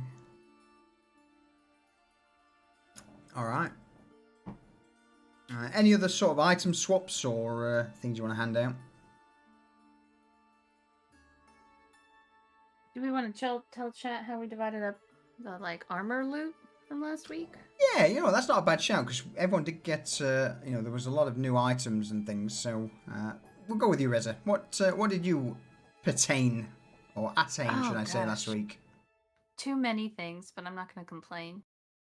So there was a quiver, which it kind of just made sense. Of course, I said that without my inventory open. Quiver of the Hunt, Mm-hmm. which does nice things. The Roggenwolf Akuros and Fletcher's Mitt. So the Roggenwolf Cuirass gives you reduces damage by 2, pretty much from non-magical attacks. Less intelligent beasts are less likely to attack you, and you have a chance to turn a non-critical hit into a miss with the Cuirass. Yep. And my AC went up a whole 1 point to 16 now. Wow! Which is just miraculous. And then the mitts allows the user to avoid or catch a projectile. And it gives the wearer +1 AC against all ranged non-magical attacks. So that's nice. So if somebody's shooting arrows back at me, I get another AC against that for a whole whopping 17. Mm-hmm. And you can catch their arrow and shoot it back at them in the next turn. And then the quiver lets me cast Hunter's Mark once per long rest. And it lasts for 5 turns and gives me an extra d6. So some nice stuff for our little vampire archer gal. I think everyone bar from Vanya got the leather under armor, which The leather Under Armour is basically is a standard 11 AC across the board, but with it being a discrete piece of armour, if anyone ever takes the dodge action, it gives them an extra +1 AC, and that can be worn under, normal armour, which is nice.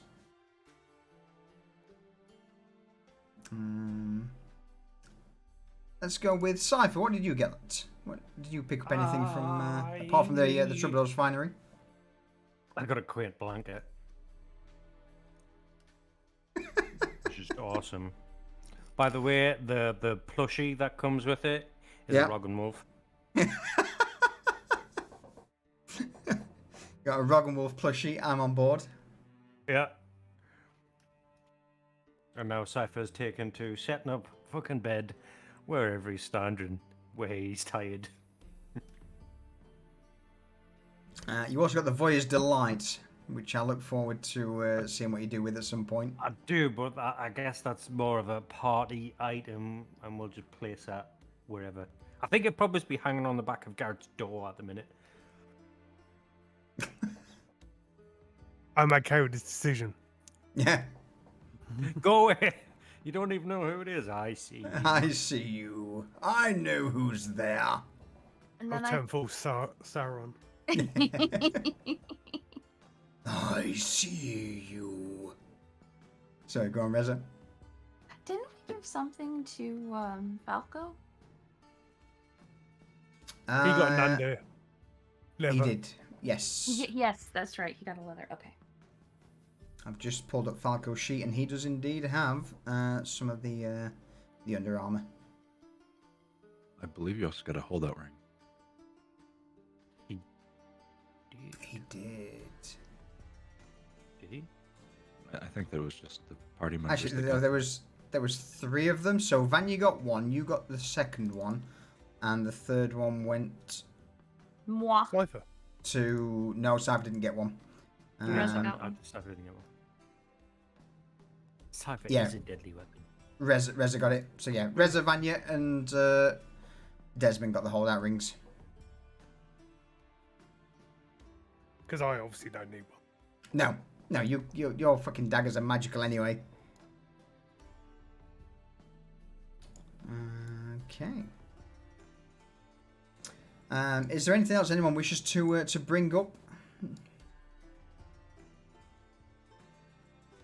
No, time for planning. All right. Do In you, that you case, do then. not want to know what I got? Absolutely. Oh, that's what I'm asking yeah. for. I got some predatory braces. Oh. Okay. They're pretty good. Yeah. Yeah. Yeah. When you kill a creature until the end of your next turn, your AC is increased by 1. But to stop you lot from being fucking shitlords, it does not stack. Don't know what you mean. When I first put that together, I'm like, yeah, that's really cool. Oh, hang on a minute. Let me put something in, because the last thing I want is Garrett or fucking, Desmond running around with like 30 AC. What a boy. Just imagine if Frank had that last campaign. Fireball, thank you very much. Yeah, no. 400 no, AC. No. But no. And also, my current favourite item ever.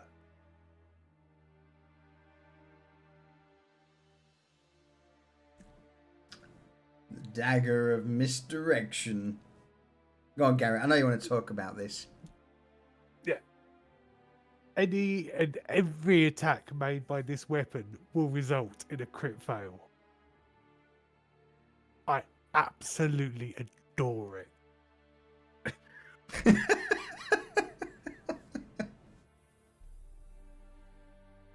I am going to do some horrific things with this thing.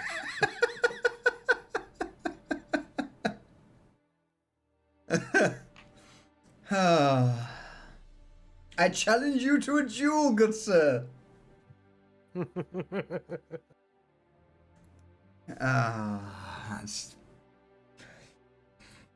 We'll see. We'll see what comes of it. I'm sure it'll be memes. It was a good time. But I'm looking it forward will to be. It certainly will be.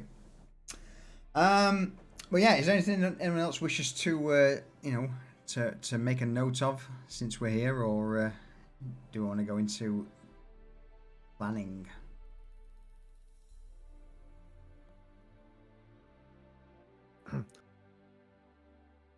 I'd like to know why there's a little purple flashy thing on the end of my bed, but apart from that, That was a Oh, minor illusion casted last time we were on that. It was. Screen. Let me get rid of that. I don't know. What are you doing in that bed? hey, this is where the magic happens.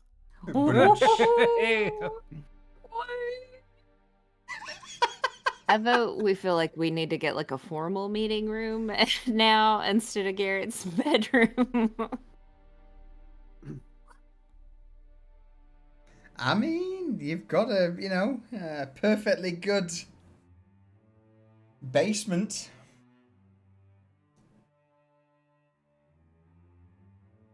Still under renovation. It's still dark as hell down there. And also not being wrong. used as a walk-in closet. Yeah. I just won't sit on the bed.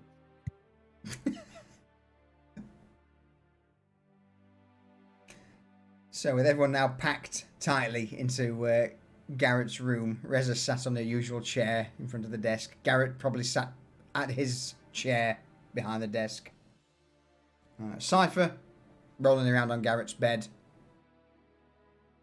Desmond sat on the other chair opposite Garrett, and then last but not least, Vanya, who stood with her hands behind her back, probably near the door. I give the stage to you lot.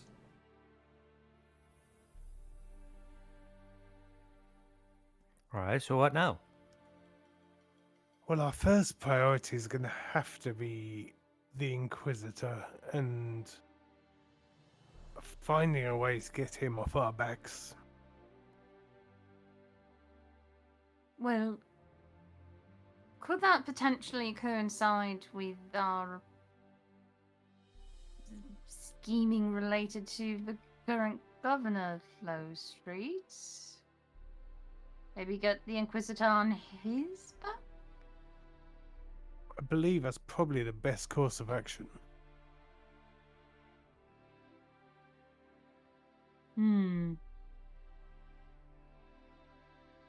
Two rats, one dagger. Yep, I like it. Exactly.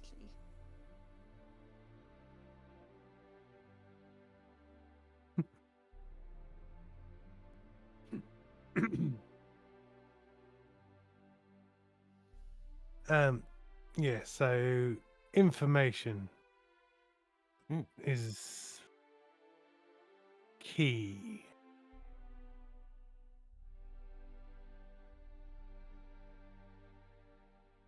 We need to know if this official is what we think he is.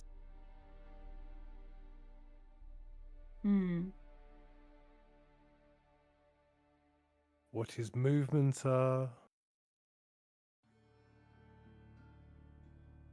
Well, why don't we break up into two teams?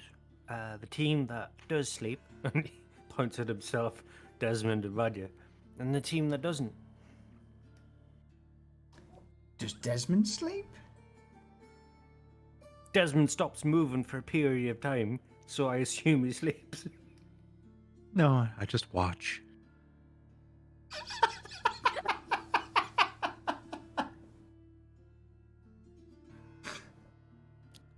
Well, that's Okay. weird. So I'm gonna teach Desmond about blinking.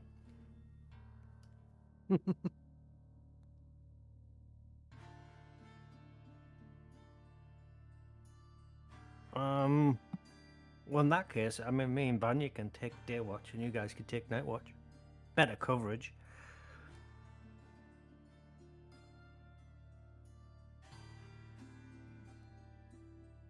Well,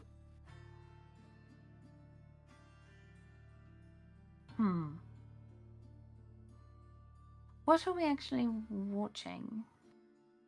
What's the goal with this? Just, indiscreetly outside of, like, the administrative office? Do we know where he lives? Like, do we even know all those basics? Or is that what we're trying to find out? That's what we're trying to find out, right? At this point, we don't even know who he is. We know where his office is, though, right?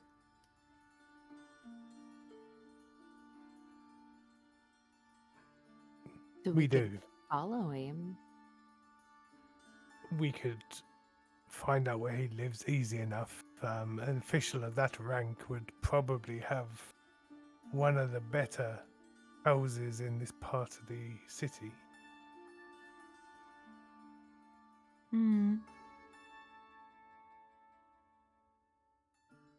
We'd probably have servants too.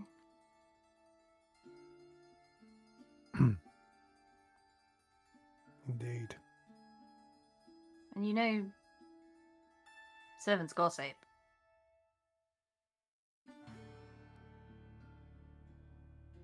I mean,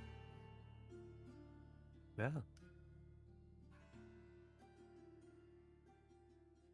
So we could also have someone try and, strike up a little conversation with the folks who closest to him, whom he might not really notice.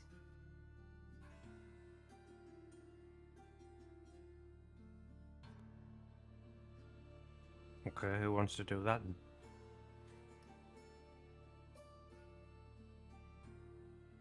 Well, I suggested it. I don't mind doing it. Shouldn't we have somebody a little bit more personable?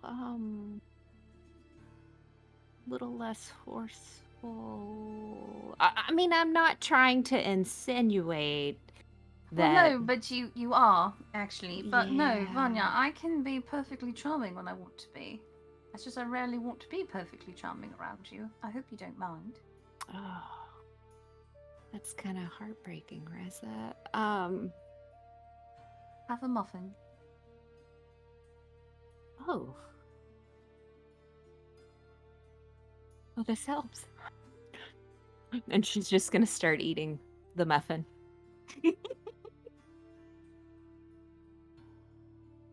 Oh.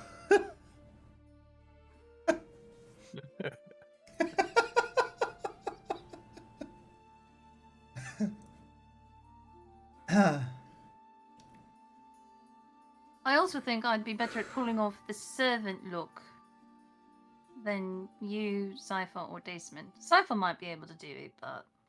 Cypher is fucking aghast at what you just said. He's like, I can be whoever I want to be. And as he's saying that, he's changing to a different person in a different costume. You want to come with me then, Cypher? Sure.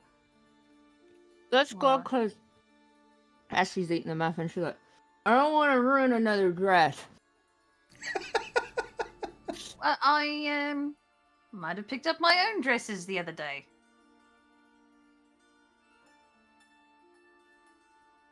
It's good, because I wasn't going to let you borrow another one. I'm well aware of that fact. Mm-hmm. So that's one way we could find information. Talk to people of the household, find out who they are, and then kind of like take it from there. I guess we have to find out where he lives first. So then the whole people watching for the comings and goings, I guess, works first.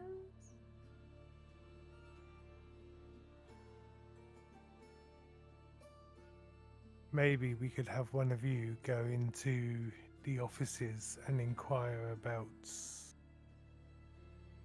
business rates or the like. Now that sounds like something Vanya would be very good at. She is a seasoned businesswoman after all. I mean, Well- I can go in there and ask about, legally applying for a business and, all that good stuff. Because, I do want to be a reputable and legal business. I'm sorry, Cypher, what? What kind of business? I You're mean, I probably can. gonna need some paperwork Well, to go that's with what it, I'm right?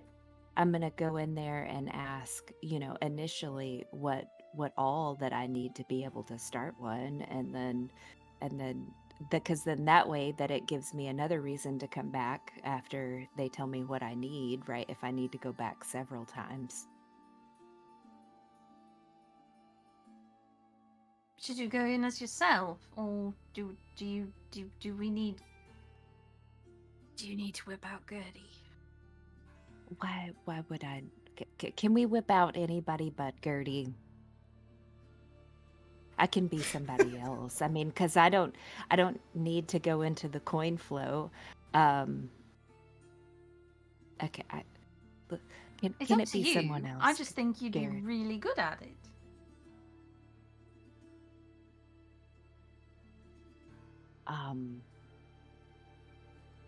No. We can come up with someone else other than Gertrude. Yeah, no, of Buckets, course. right? Well, that's Right, what I'm saying. Garrett? Like, I trust you entirely to handle this task, Vanya. It's not like I'm going to need to forge documents for you to prove who you are at this stage. So pick a name and we'll work with it. Do you guys have any suggestions right now? Like, what's a good business owner name? One that you can remember. I'm gonna have to think on that.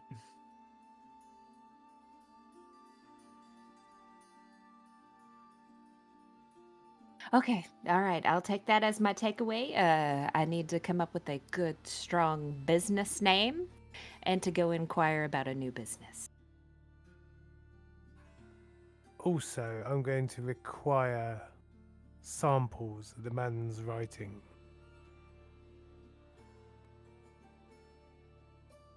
Got it. Got it.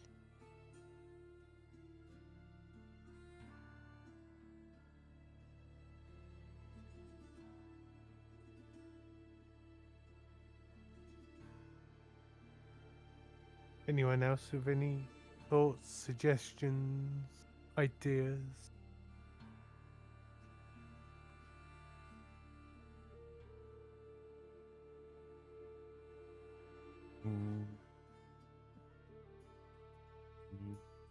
No. I guess you and Desmond are gonna take the night watch and follow him, see what he does at night.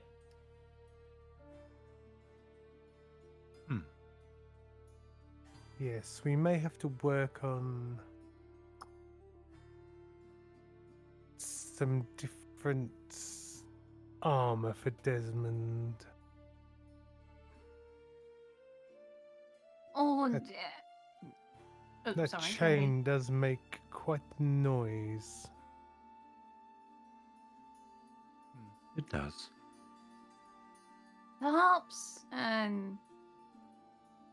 I could always go with you, Garrett. I am, flatter myself, fairly good at being sneaky.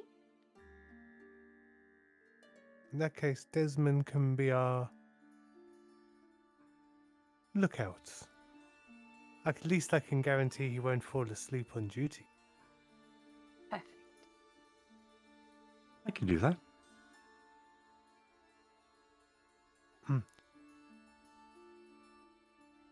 And having a strong one like you at our back is most comforting. And if we need anything carried, I'll be handy for it.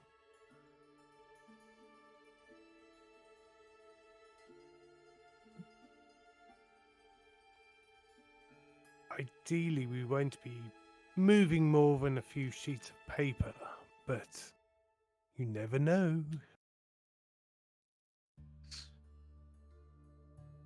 Very well then. Suppose I'll have to get ready. but at this stage of the planning, the more information we can glean, the better.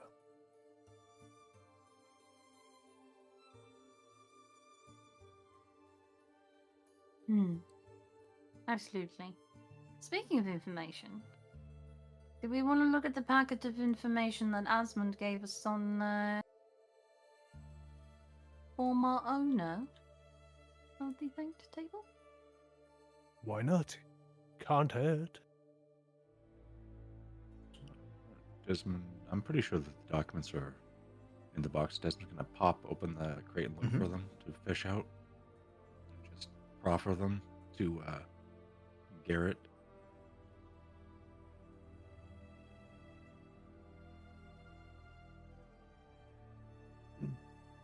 So, what do we have here?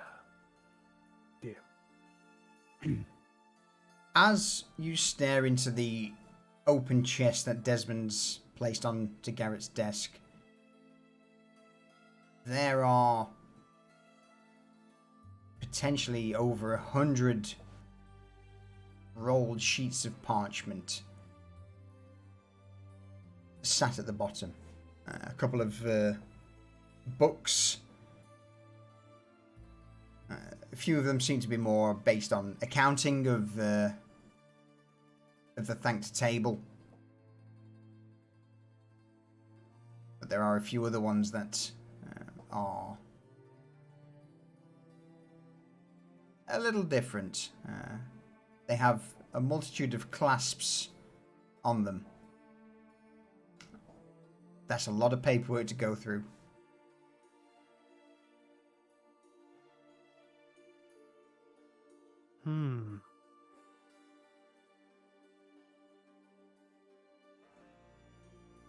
Well, the accounting things for the Thanked Table may not necessarily be too helpful, as the Thanked Table is in a different district and would have a different overseer. True. What about those ones that look a little bit different from the rest? Those look like they could... maybe not directly related to our current target, but just some more organizational information might be valuable? Anything so elaborately closed tickles my interest. Indeed.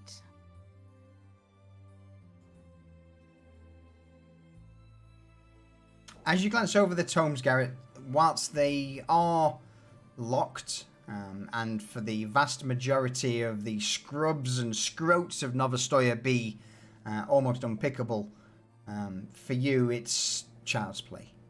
Mm-hmm.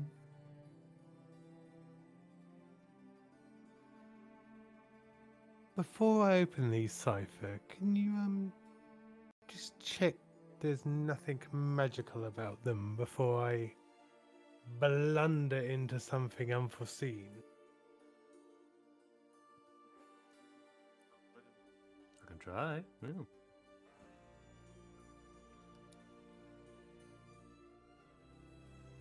So you're just gonna have you stack all the books in question in a pile, Mm-hmm. and then just identify them. Roll me a quick... Oh, you're going straight up identify. Yeah. All right, crack on.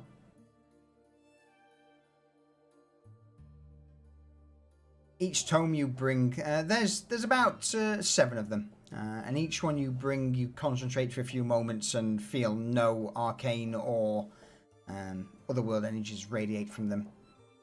No signs of traps or any other sigils or runes that could catch anyone off guard. They are just genuinely sturdy locks. We're good. Just normal locks. Marvelous. And I open my thieves kit and extract a small pick and go to work on the lock. Okay. All 7 tomes in no time are flicked open and arrayed on the desk before you.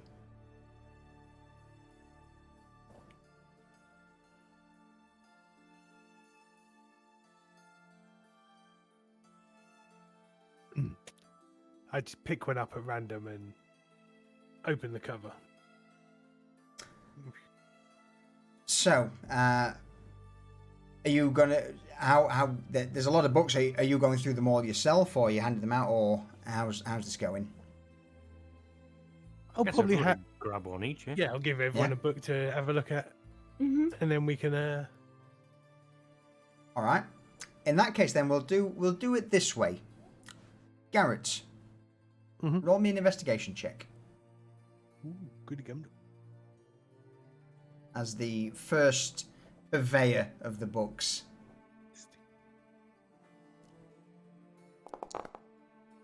15. Ask me 3 questions.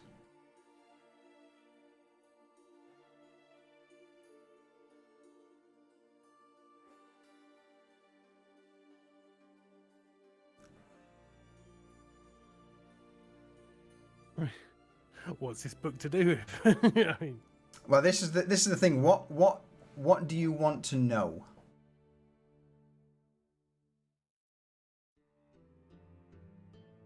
Not so much, these books are all a mix of journals and entries by Anvara. Each one is. There isn't a set.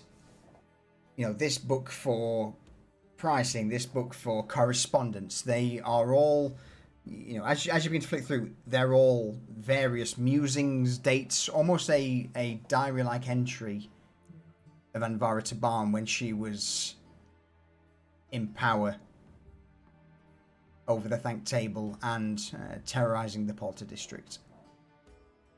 So you get three questions.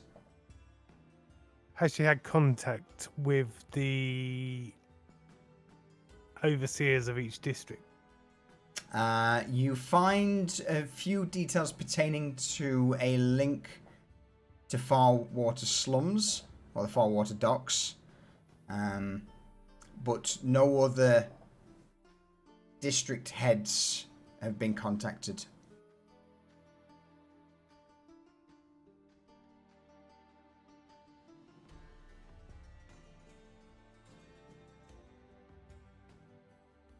Next question.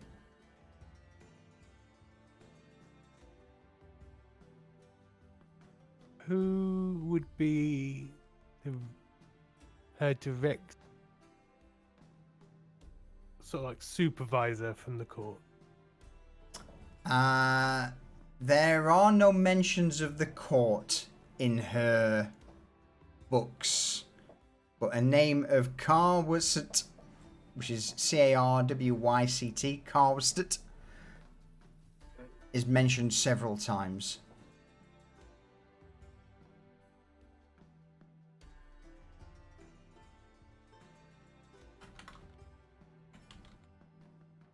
Can you spell that again for me, please? I've DM'd you. You are a gem. sir.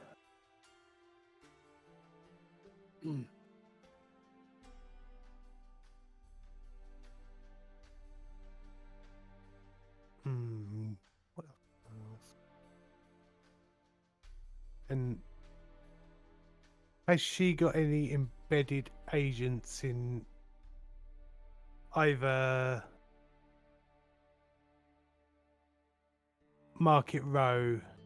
Yeah, in Market Row. In Market Row. She did. She had a contact with a man by the name of Morgan, who was... Other than Morgan. Other than Morgan, no. There were no other contacts in Market Row. She attempted to make contact with 2 gentlemen, one by the name of Mac Bondo and the other one a Asmund Mason, both which attempts to communicate with them ended up in hostilities.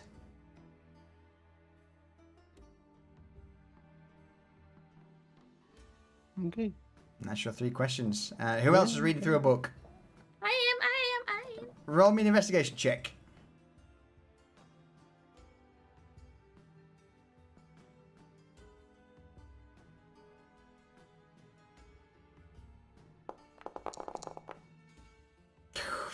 17, you also get three questions. Nice. Do I see anything about her association with the what are they called? The Morbus Doctore? Morbus Doctore, yes.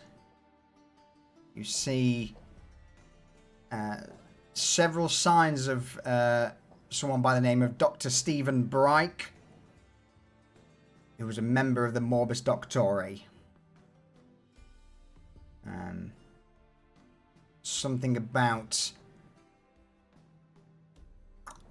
17. Roll me a twist of fate.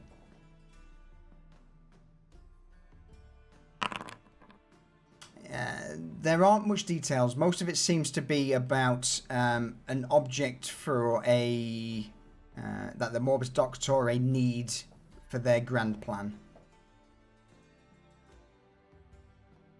Okay. Or items, should I say, that they require for a grand plan. Not the, but a.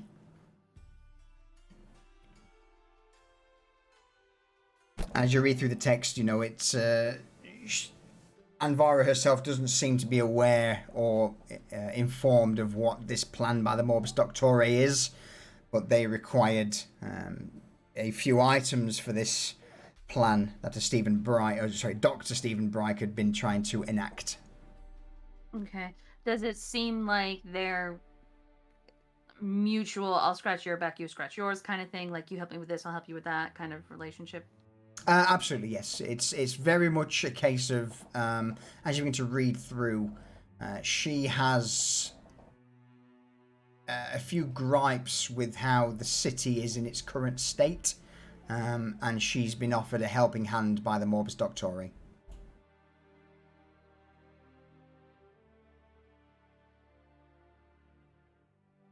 That's 2.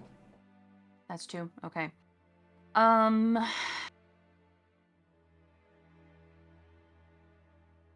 Does she talk anywhere about the motivations for coming to the city and doing everything she was doing? Not exactly, but you do get the impression that somehow she has been scorned or perhaps wronged by the court, or at least, you know, those in a position of power, and that she wanted either vengeance or reckoning or just some childish means to get back at those who have wronged her. Interesting.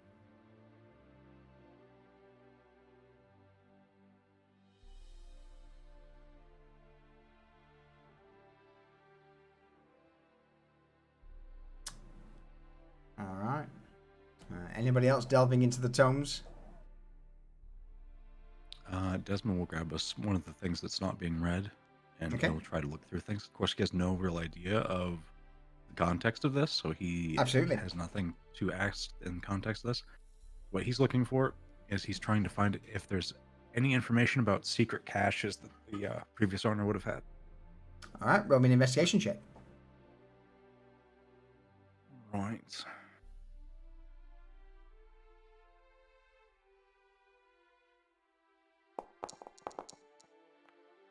For fuck's sake. Another 3 questions. So the first one, I guess, is any sort of secret caches or storage units. Is that correct? Correct. All right. As you begin to flick through the tomes, there seems to be... she has 2 areas of... that were under... Bear with me while I bring the map up, because I forgot the fucking name of the place. Yeah, so she's got 2 areas where she seems to hold a warehouse. The first one is far north in Dirktown slums, and the second one is in the Far Water slums, which is basically across the waterway, or, you know, quite a distance, but there's also a few other smuggling routes down the main canal to the north into Far Water slums. On top of that, there is also a contact Let me find my note quick. By the name of Erwin Walton. And that's her contact in the Farwater slums, who is currently running the warehouse over there. The location of the Dirktown slums warehouse is just basically scribbled at the side of the page. And that just seems to be more of a case of, holding arms and armor for a potential hostile takeover. Which, of course, in hindsight, never happened. Okay. That's So that's question summation. 1. Oh. You have 2 more.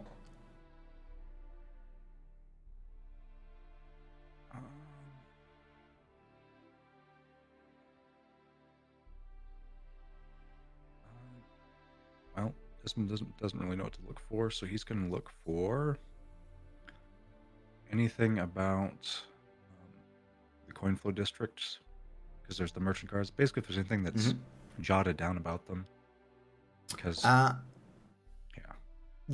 sadly, in the tome there is pretty much zero information about the coin flow district, apart from a small passage that states, unable to garner or gain a pass into the coin flow.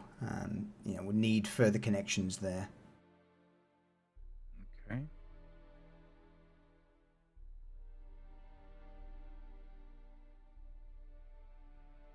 One more question.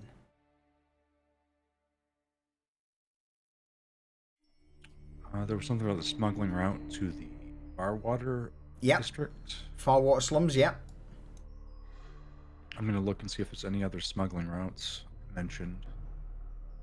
Not so much other smuggling routes. It was more times of patrols over the bridges for the canal that lead to Farwater, giving you basically a perfect time frame of when you could get a small rowboat or another vessel through the canals, through the commons districts, safe and sound, and again, where exactly to dock up on Farwater should you ever wish to get there, along with, again, roll me a d3.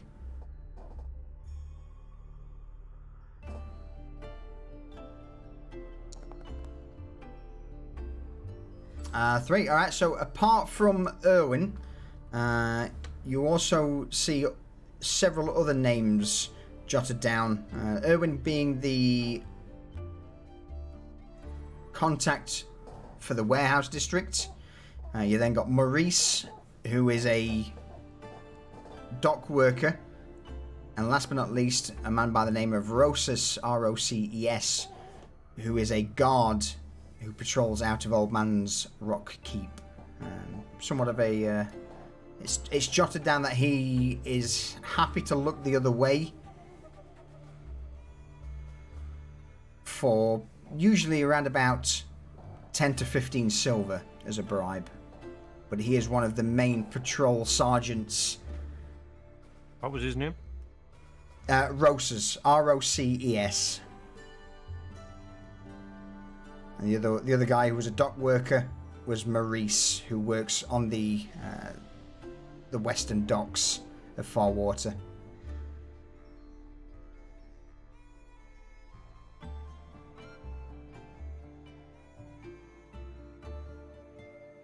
All right, then. Oh, that's interesting.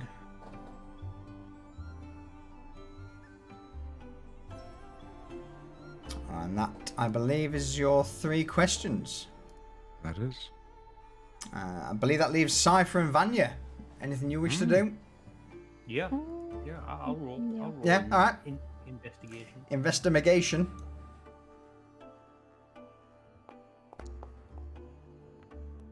You get 2 questions, good sir. is there any mention of rogue mages? Rogue mages. Yes, there is indeed a mention of rogue mages. The first one, there is no name. Supposedly, he made his way out of the Piker district into the Commons. From there, nothing further was heard of him. The second rogue mage was under her own employ, who you fought previously. But he is part of a sect that works out of the Piker district. In regards to the deal between them, Anvara was supposed to provide him with bodies. People who wouldn't be missed in return for the services of himself and the sect that he worked for. Okay. What was that name again? I don't think he gave a name at the time, if I remember rightly. But I will give a name of... Let's go with a man by the name of... Let's keep it simple. Darid. D-A-R-I-D. Was part of a renegade mage sect within Novostoya. And they're working out the Piker, yeah? To the Piker, yes. You don't know the exact location, due to the fact that the mage who worked for her, this Darid, basically set up, camp in her underground basement. She provided the kidnapped denizens of the Polter district, and he whisked them off via cart down south.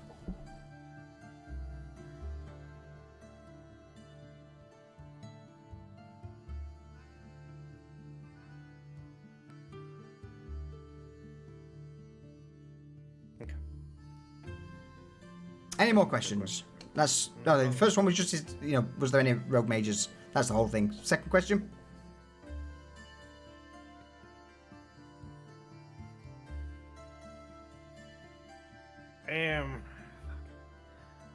How do I word this? Because Cypher remembers the guy recognized what I was. I wanted to know if there was any mention of a homunculus anyway. No, sadly not. Okay.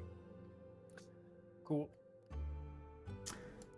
Vanya, you're last up.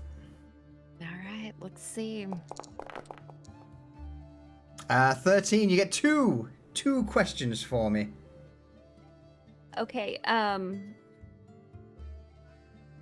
let's see if I can get anything out of you. Okay, so the items that was previously in Rez's book with the Doctori, is there any drawings or a possible list of the items that we could get a sense of to see what they might, like, to research to see what they might have used them for?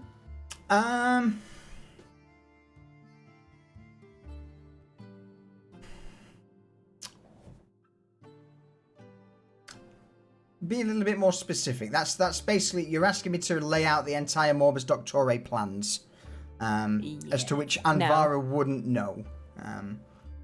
So would it? Could we just? Does she have symbols of the items that were asked, or maybe like a list, so that we would know what the requested items were? Okay. So the Doctore requested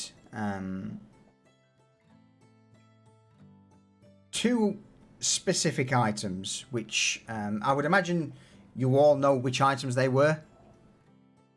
They're never mentioned by name. Anti-magic orbs, yeah? Absolutely. Oh, the orbs. Okay. Yeah. So the main I things just that wasted a question. no, you haven't. No, you haven't. Yes. So the main things that Okay. they were requesting were anti-magic orbs, and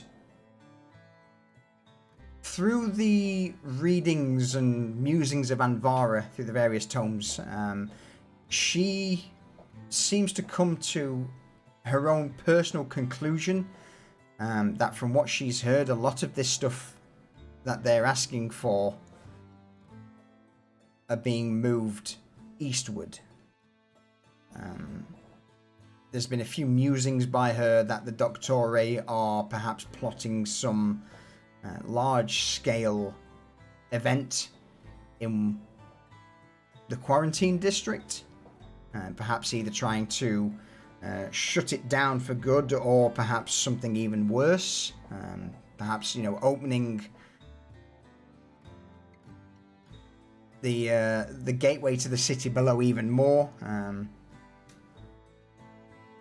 Again, with it being her own personal thoughts and journal entries, it's not, don't take it as fact. She's just musing that it could either be to close off the quarantine district once and for all, or perhaps something even worse and cause a bit of a headache for the court by releasing whatever's down there into the city. But yeah, apart from requiring these 2 items of great importance, her smuggling routes and entrance into Farwater docks has been used by a few of the Doctore members to move their own troops and supplies through. Most of them being things such as additional gallons of whale oil, a few more of the incinerators, at least 60 to 70 Doctore members themselves.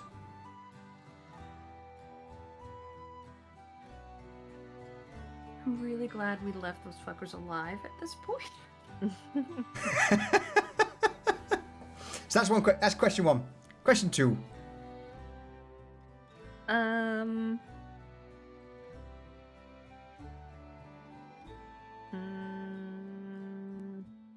Did she have any thoughts around what the mages were using the bodies for?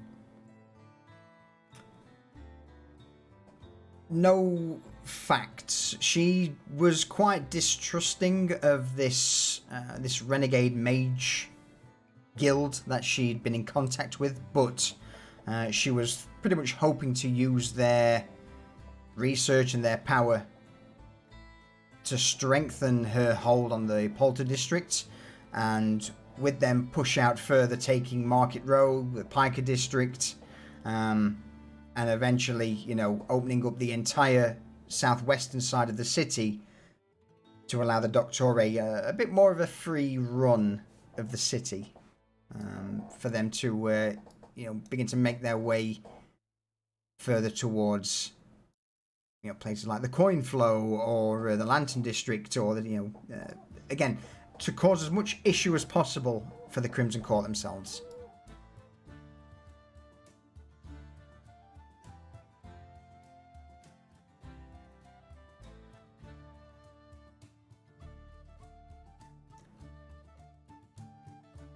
This takes several hours worth of reading as you begin to all pour through the pages, flick through. And eventually, as each and every one of you put the books down,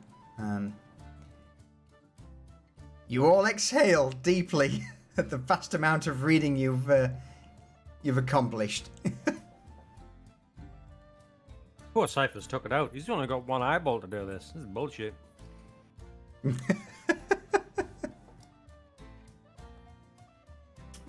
But that does leave you to, a few more ideas on what was happening perhaps behind the scenes.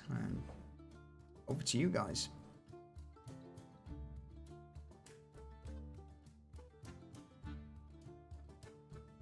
That was enlightening. Very much so. And here we were. I don't see any mention of them working with the court at all. No, it feels like the Morbus Doctore were using her for their own ends. That's the impression I got, potentially. So, just very quickly, DM interjection. All right, episode 30, 30 episodes in. Hashtag should have joined Anvara. Carry on. Yeah, but she was a dick, so fuck her. You smug little bastard.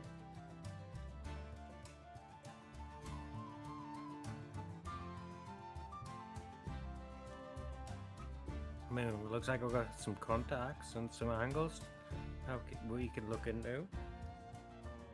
Yeah, we might want to, question them and see what they know. Well, question whom? The Morbus Doctore? Oh, no. Did you guys have any names or things that were jotted down in yours? Are they still alive? No, I just got a vague. Looks like there's some broke mages out the Piker. And that guy that we killed was called David. That's a silly name. Who thought of that? His father must have been an idiot. All I found was the name of a person running this person's old warehouse out of the far water district, and someone named Maurice who works the docks, and a guard. You can grease their palms, and how to smuggle things in and out with their patrol schedules. He says only. Oh, and she had a warehouse in the Dirktown slums, where they were storing weapons and armor, maybe?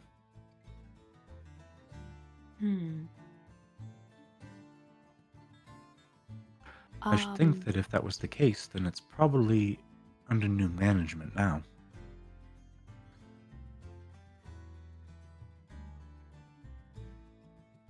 Possibly. From reading mine, I don't know. It seemed like these were very much thoughts of hers, of the ideas around the Doctore. But is anybody familiar with the quarantine district and why they would want to close off or cause? Yes. Oh. So we probably don't need to go check that out. We wouldn't be able to go and check that out. Would we? Do we have to have papers like with the coin flow? Do we need to get Garrett? No. So, you've heard us talk about the city below, right? Yeah. The quarantine district is where the city below erupted into North Sawyer. Yeah. You really don't want to go there. Oh, well, there was some mentions in this book, so. So, yes, I'm sort of getting the feeling that Anvara may not have been the big bad evil person we thought she was. She has a personal grudge here. It feels like that she's trying to, like, somebody in power slighted her, but I think it might be the Morbus Doctore that is the bigger concern, and I think we should be very cautious about stumbling up against them again in our investigation of the governor of Lower Street.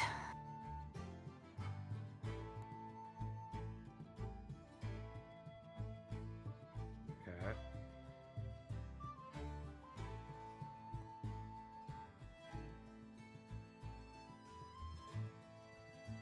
One thing I will say that you all managed to take away from this is that there is some sort of shadow war currently happening between the Crimson Court and the Morbus Doctore. I think that's, pretty much the main thing to take away from Anvara's musings in her journals. Okay. So, So do we use that as you will. Do we want to use this angle? Because if we just tie this guy to this stuff, and the Inquisitor finds out about it, like, right? Yeah, it's more incriminating evidence, and we could make it look like he's been supplying information to the Morbus Doctori, like that map I showed you. Garrett, maybe that's...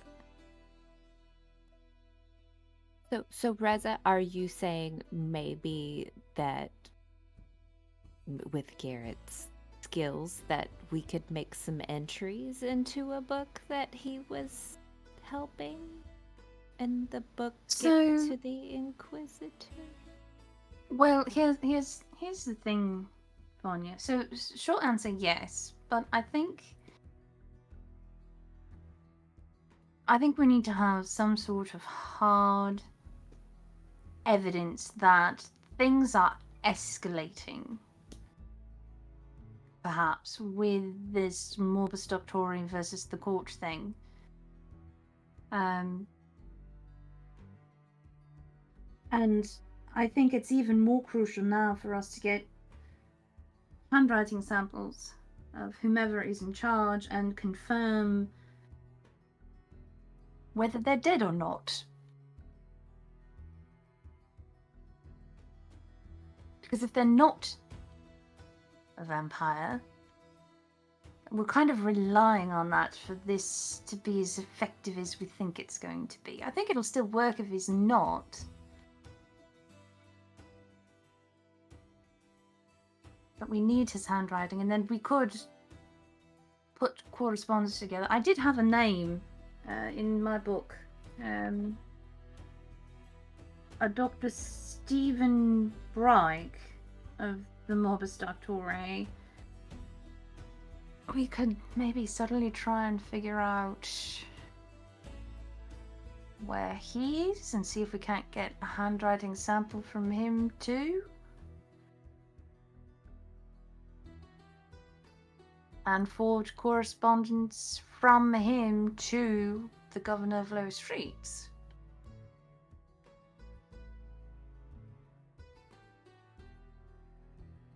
I'm sort of just thinking out loud as I come up with things. Please interrupt me if you have another idea.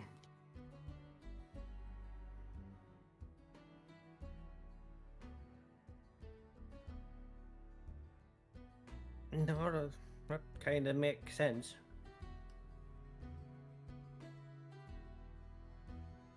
I mean, we just needed enough to get the Inquisitor off our back and onto somebody else's, right? True. But if we want to bring this plan full circle, I mean, that is one of the objectives. Our other objective is to put our friend Thomas back in power. So we need to think about that angle as well.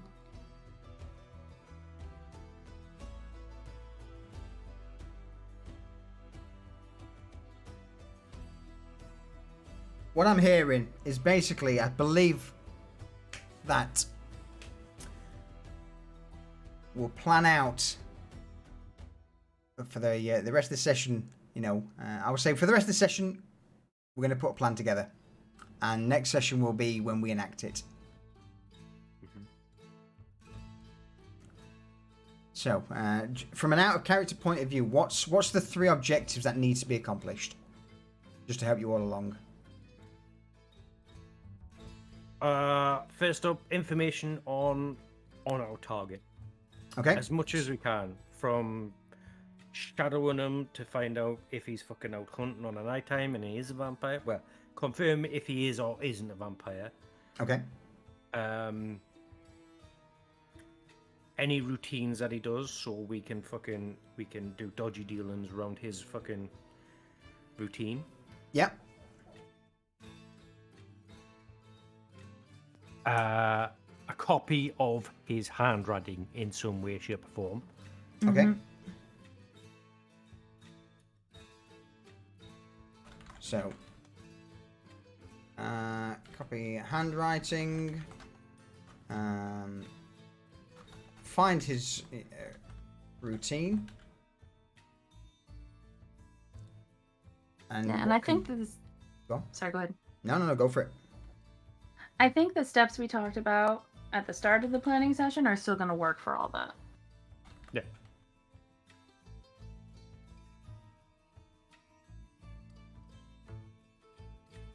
So the plan remains pretty much the same, but we've now got more angles to add to flesh out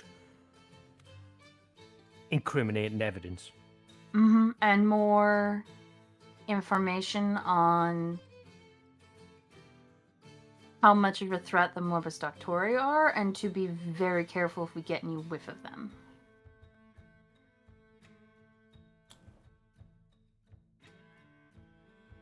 All right.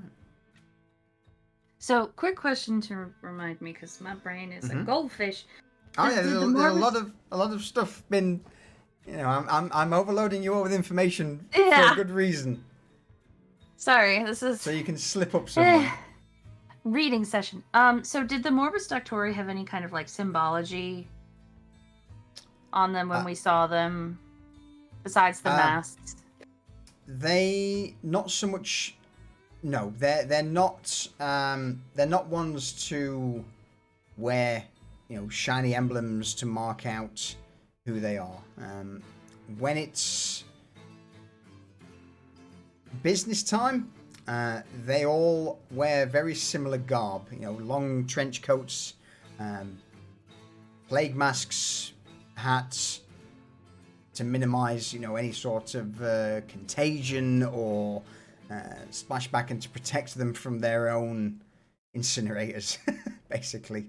But no, there aren't any hints of any emblems that they wear on their person to distinguish themselves from others. Roll me a history check. Okay.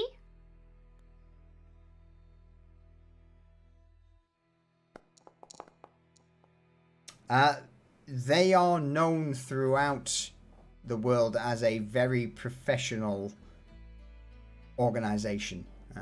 Yes, they do provide you know, services for healing and curing the multitude of plagues, diseases, and pestilence that rampages through the realm. But there are also a multitude of rumors that suggest that, you know, they are more than happy to infect healthy people with pathogens, poisons, and disease just to study their effects.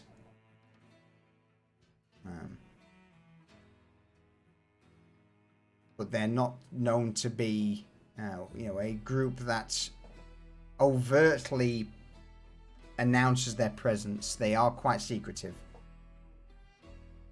Gotcha. Some small villagers may see them as saviors from plague, or they may, you know, a single lone doctor could also be the harbinger of death, depending on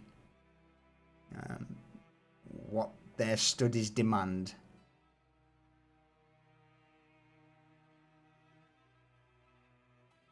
So yeah, it's difficult to pick out fact from fiction when talking about the Morbus Doctori. It's equal revered and reviled.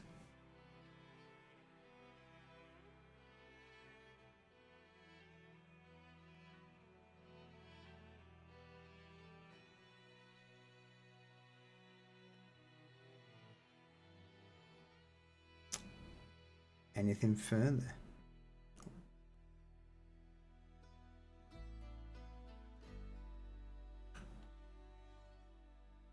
Is there actually an area in lower streets that has fancier houses? No. No. To put it bluntly. Okay.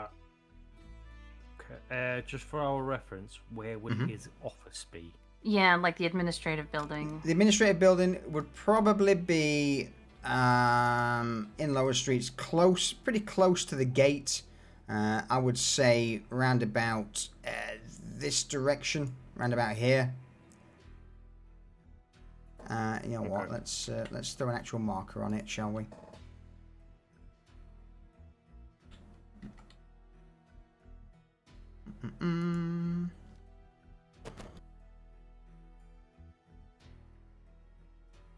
District office, and we will put that on. There we go. So yeah, there you go. The district office is just off of Market Row, still in Lower Streets, but relatively close to the Carnelian Gate.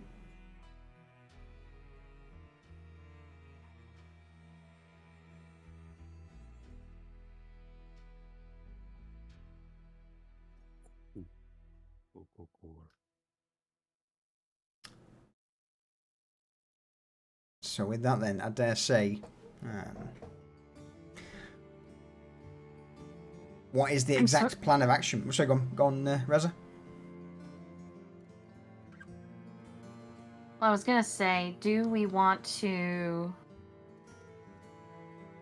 I think we have our plan in place for gathering information that we need to move forward and plan further.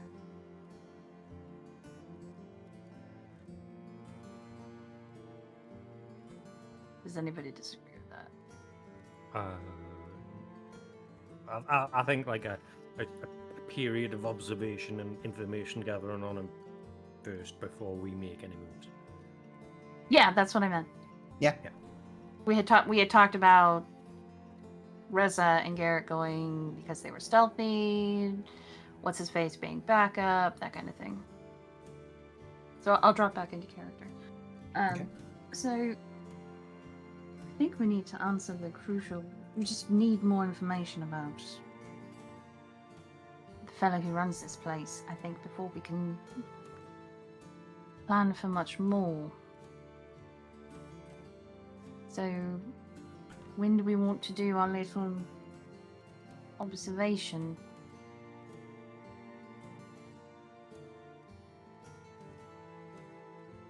Why don't we start tomorrow? We'll start off early with me and Vanya, early morning, see what the coming and goings are, and then you guys could take the night watch. All right.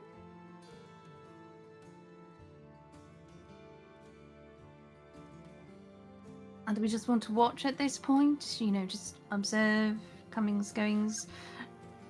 Cypher, you can memorize the faces of the people you see. Mm-hmm.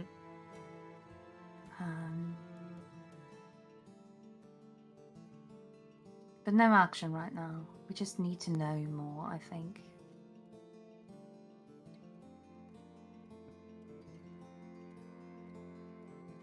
Garrett? One of the most important pieces of information we're going to need going forward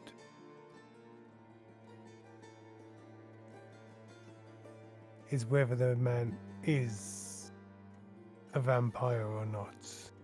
How are we going to identify this? Would Reza be able to tell? At a glance, for a potential high-level vampire,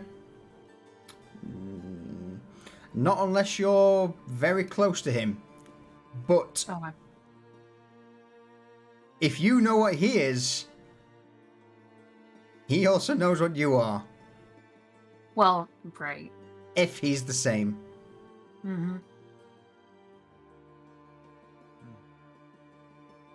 Well, it might be, something you don't want to bring up, but is there anything that vampires would be sensitive to? Oh, so well, several things. I've actually just had the thought, if anybody has a pocket mirror, I mean, you can just double check from time to time that all the people you see walking in and out of the building are being reflected in the mirror, and if they're not, that person is a vampire. Vanya, you got a pocket mirror? I believe I've got. Let me see what all I have. And she's rummaging through her pockets. Because, so I could tell if he was a vampire if I got really close to him, but, you know, the opposite is also true. So I think a mirror from a distance and, you know, checking reflections on people probably the I way have to a- go. Least I have a- obtrusive. I Sorry. have a steel mirror. Will that work? Is it small and reflective? Would it? It's one of those patches solution. Like it Absolutely, doesn't yeah, have it's a size mirror. on it. Yep. Okay. No, it could be whatever Okay. you want it to be. Oh, I'm sure Okay. Vanya has a pocket mirror in her room. Yeah, absolutely. Oh, I'd yeah. be if surprised not, if Vanya she didn't can have a get one. mirror. Yeah. Yeah. Would is there any way that, you know, like an older vampire that like, you know, because I know that you're like young, like would not be seen like that, or like would be seen through the mirror, and No. like, okay, No. just making sure. I didn't know. It is one of the primary characteristics of the affliction, and I do not believe there is a way to get around it. Can I But see I the could- mirror? What was that? Oh, yeah. Well, while they're talking, Desmond's going to practice trying to, like, basically trying to shine Reza with the mirror, like, to spot it.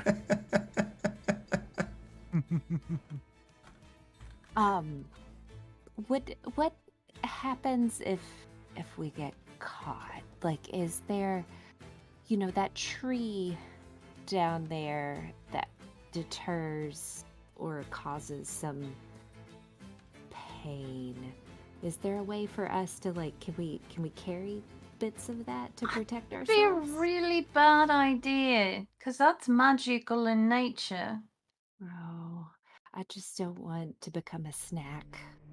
So here's the thing, Vanya. If somebody sees a pretty lady on a street holding a mirror, I think they'd assume she was looking at her reflection. Reza, very quickly, can I ask you to roll me a religion check and a religion, an arcana, and a history check, please? Oh, Jesus. Okay.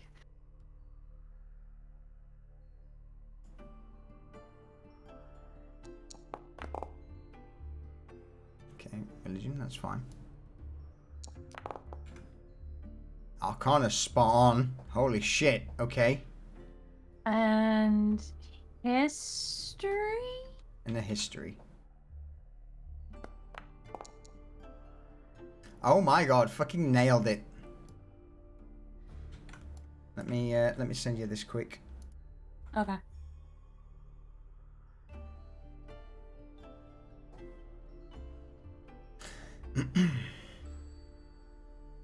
Oh, that second one's not religion, that's a fucking thingy, sorry. Oh, that's a novel. Okay. There you go.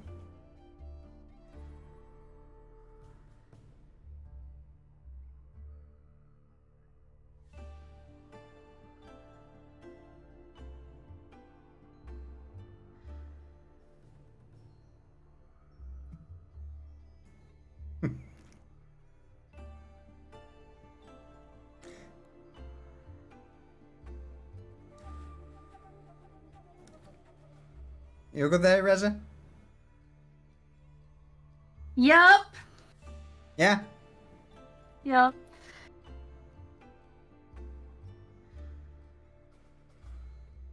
Oh, how do I bring that into play now? Okay. I do think though that we very much need to make sure. Obviously, we have to be within line of sight of the front door, but like, we need to be like more inconspicuous than we have ever been because you do not. If there is an elder vampire there, you do not want to give them a reason to look in your direction, and they can crazy mind shit.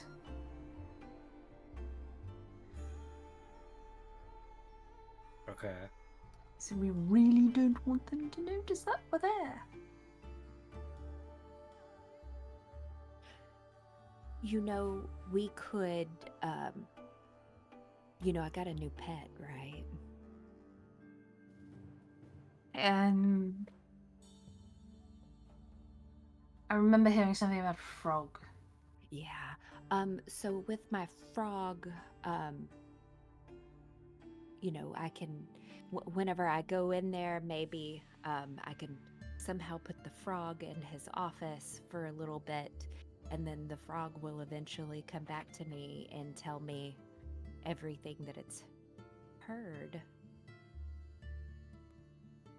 It's not just that, it's memories. Well, memories, yeah. Yeah. That,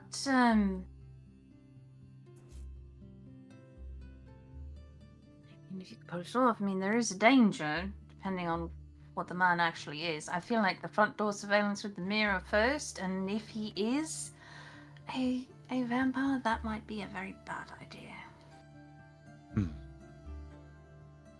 Well, I've had a thought. We do have the mirror that sees through things. Could we just go to the back of the building and try to see if he is in there moving around and doesn't have a reflection through that? Doesn't reflect like an actual mirror, though, does it? I don't know. And if we can see through it, could we reflect another mirror against it to see if he cast a reflection? I mean, do you want to try it with me? Right now, we can do that to test it. Yes, yes. All right, set it up. Tell me where you Okay. want me to stand. No, just right where you are. And Desmond's going to go and take the mirror off the wall and go outside the door and put it against the door and just see if he can see Reza through the door. You can see Reza through the door. Well, and then I'm going to take the hand mirror in the other hand and see if it reflects her through the mirror. You know, mirror reception. You can't see Reza through the mirror reception. Well, Fuck you. so, yes, I can see you through the big mirror, but the little mirror doesn't reflect you. Well, that is very interesting, Desmond. You are a very smart young man. Well, Not really a mirror, is it? It's more like a window. You saying Desmond's not smart? oh, that's No, all no, right. he's very smart. He's very Okay, smart. okay. I'm complaining. I feel like a reject. He said there was a mirror. It's not what a mirror does. So, you know, I don't think that anything would... I feel the best way to do this would be to just find out if he's in office and then go scope him out with a mirror, the dual mirror setup. Yeah, let's I guess stake out the building and check out the security to make sure we aren't caught doing that. My only Probably a good worry idea. with this is that mirror is very large.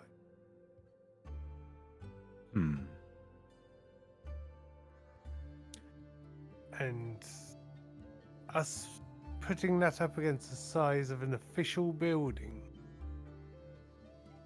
questions will be asked. It would not be inconspicuous. Well, you are correct. However, the district building is just adjacent to Market Row and there are back alleys leading there.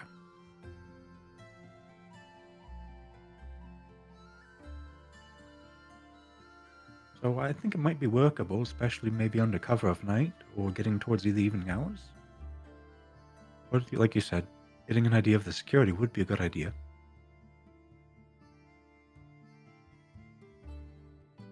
So we're back to case the joint first with the hand mirror. Then, if we feel like security permitting, we could get away with the big mirror at the back of the building. We do that. Then we reconvene and figure the fuck out what we've learned. Yeah. More or less, yes. Okay. Also, the big mirror means we can look inside the building and see the layout without ever having to go into the big building. Because there'll be closed, locked rooms, right? I would think so. Probably there would be the one room where people can go in, and to get to any other room, there would either be guards or there would be locked.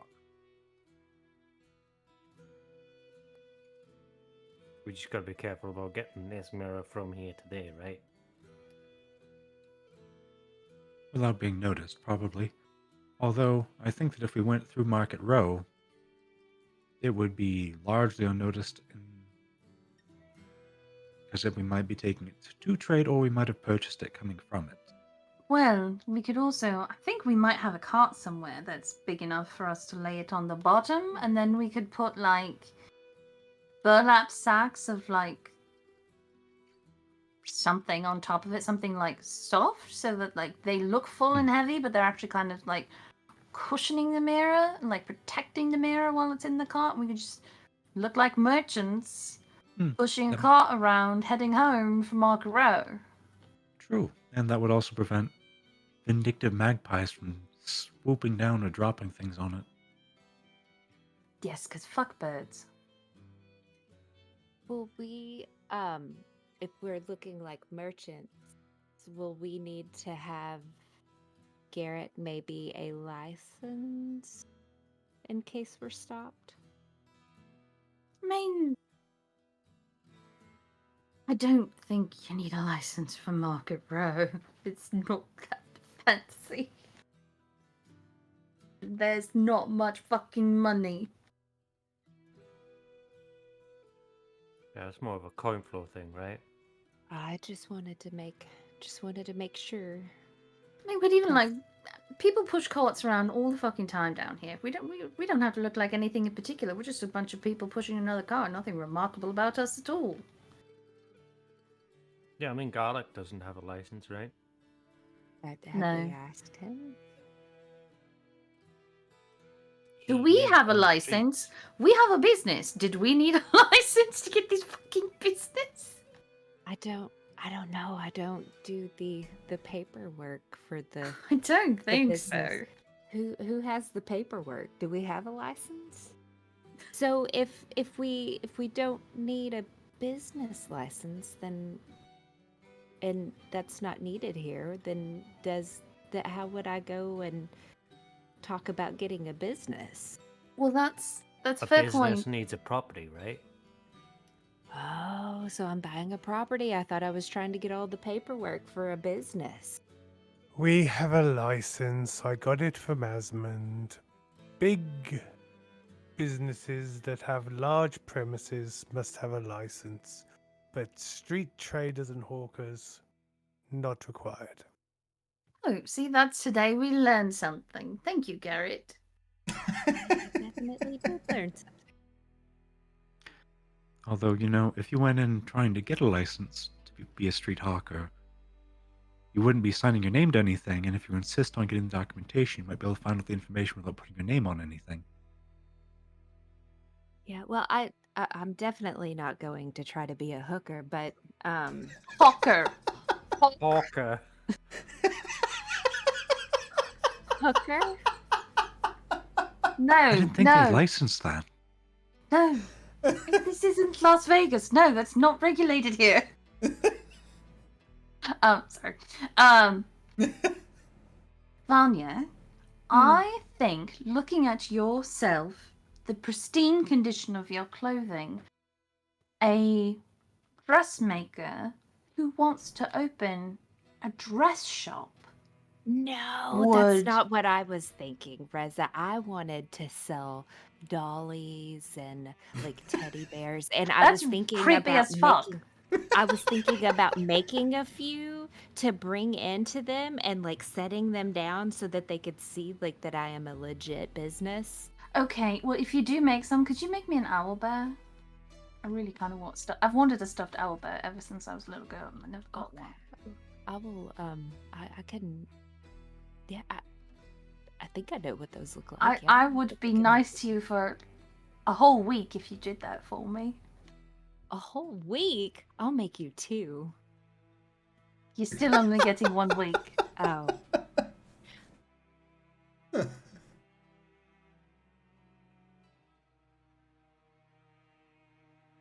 Deal. All right, good plan. Yeah, I like it. So, step 1, case the joint from a distance with a hand mirror. That checks out. Step 2, big mirror against the back of the wall with a little hand mirror. Step 3, figure the fuck out what we know so we can move on to step 4.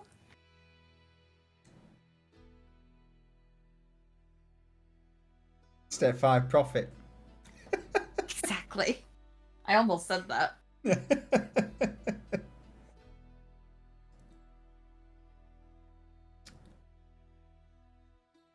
Okay. I like it. It's good. It is. So, with that, you will begin to make whatever preparations are required for at least the first part of the plan. You would have a fair few hours in the morning to procure any other additional supplies that you may wish, or finish any miscellaneous tasks that you wish to do before you begin step 1 of this scope out. And as for that, I will say we'll pick that up next session. So have a think on just in case there's anything else you all wish or think of in the meantime that you may help, or other items you may want for scoping out the place. But we'll pick this up next week outside the Lower Street District Office for part 1 of the heist. You all good with that? Stakeout. For the stakeout, absolutely. Oh, so I like that pun. I absolutely. That's not bad, actually. Thank you That's for not getting bad. it. Actually, just yeah. The penny just dropped, did it? It did. It did. It's been a long session. You boys had to think of a lot and recall information from fucking months ago. And check a lot of notes that he made way back when.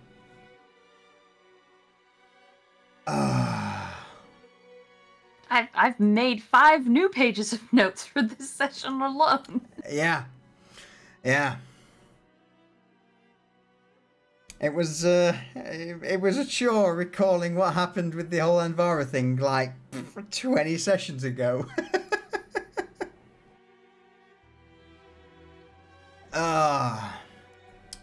Alright. Any questions? A little earlier than I anticipated, but I think that's a pretty decent natural endpoint right there. Yep.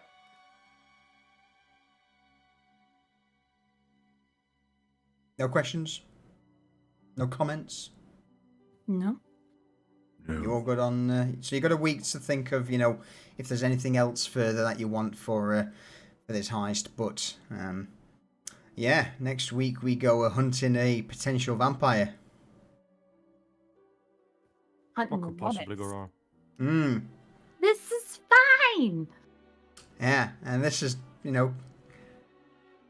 potentially not some little bitch vampire, according to the what you may know so far. Who knows?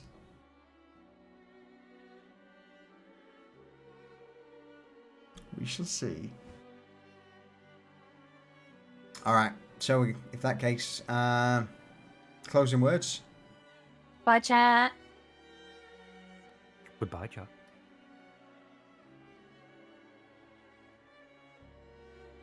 Alright. Mute. On. Oh! God damn it. Outplayed.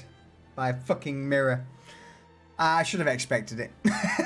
Should have expected it. Bastards. Bastard players. Alright, let's find someone to raid, shall we? Let's see who's currently streaming. Oh, absolutely. There will be memes with the old frog. Fear not. Yeah, have no worry about that, Smith.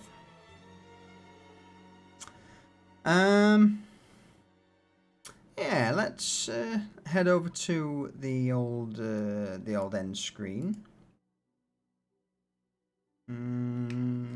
With that one there. Haha.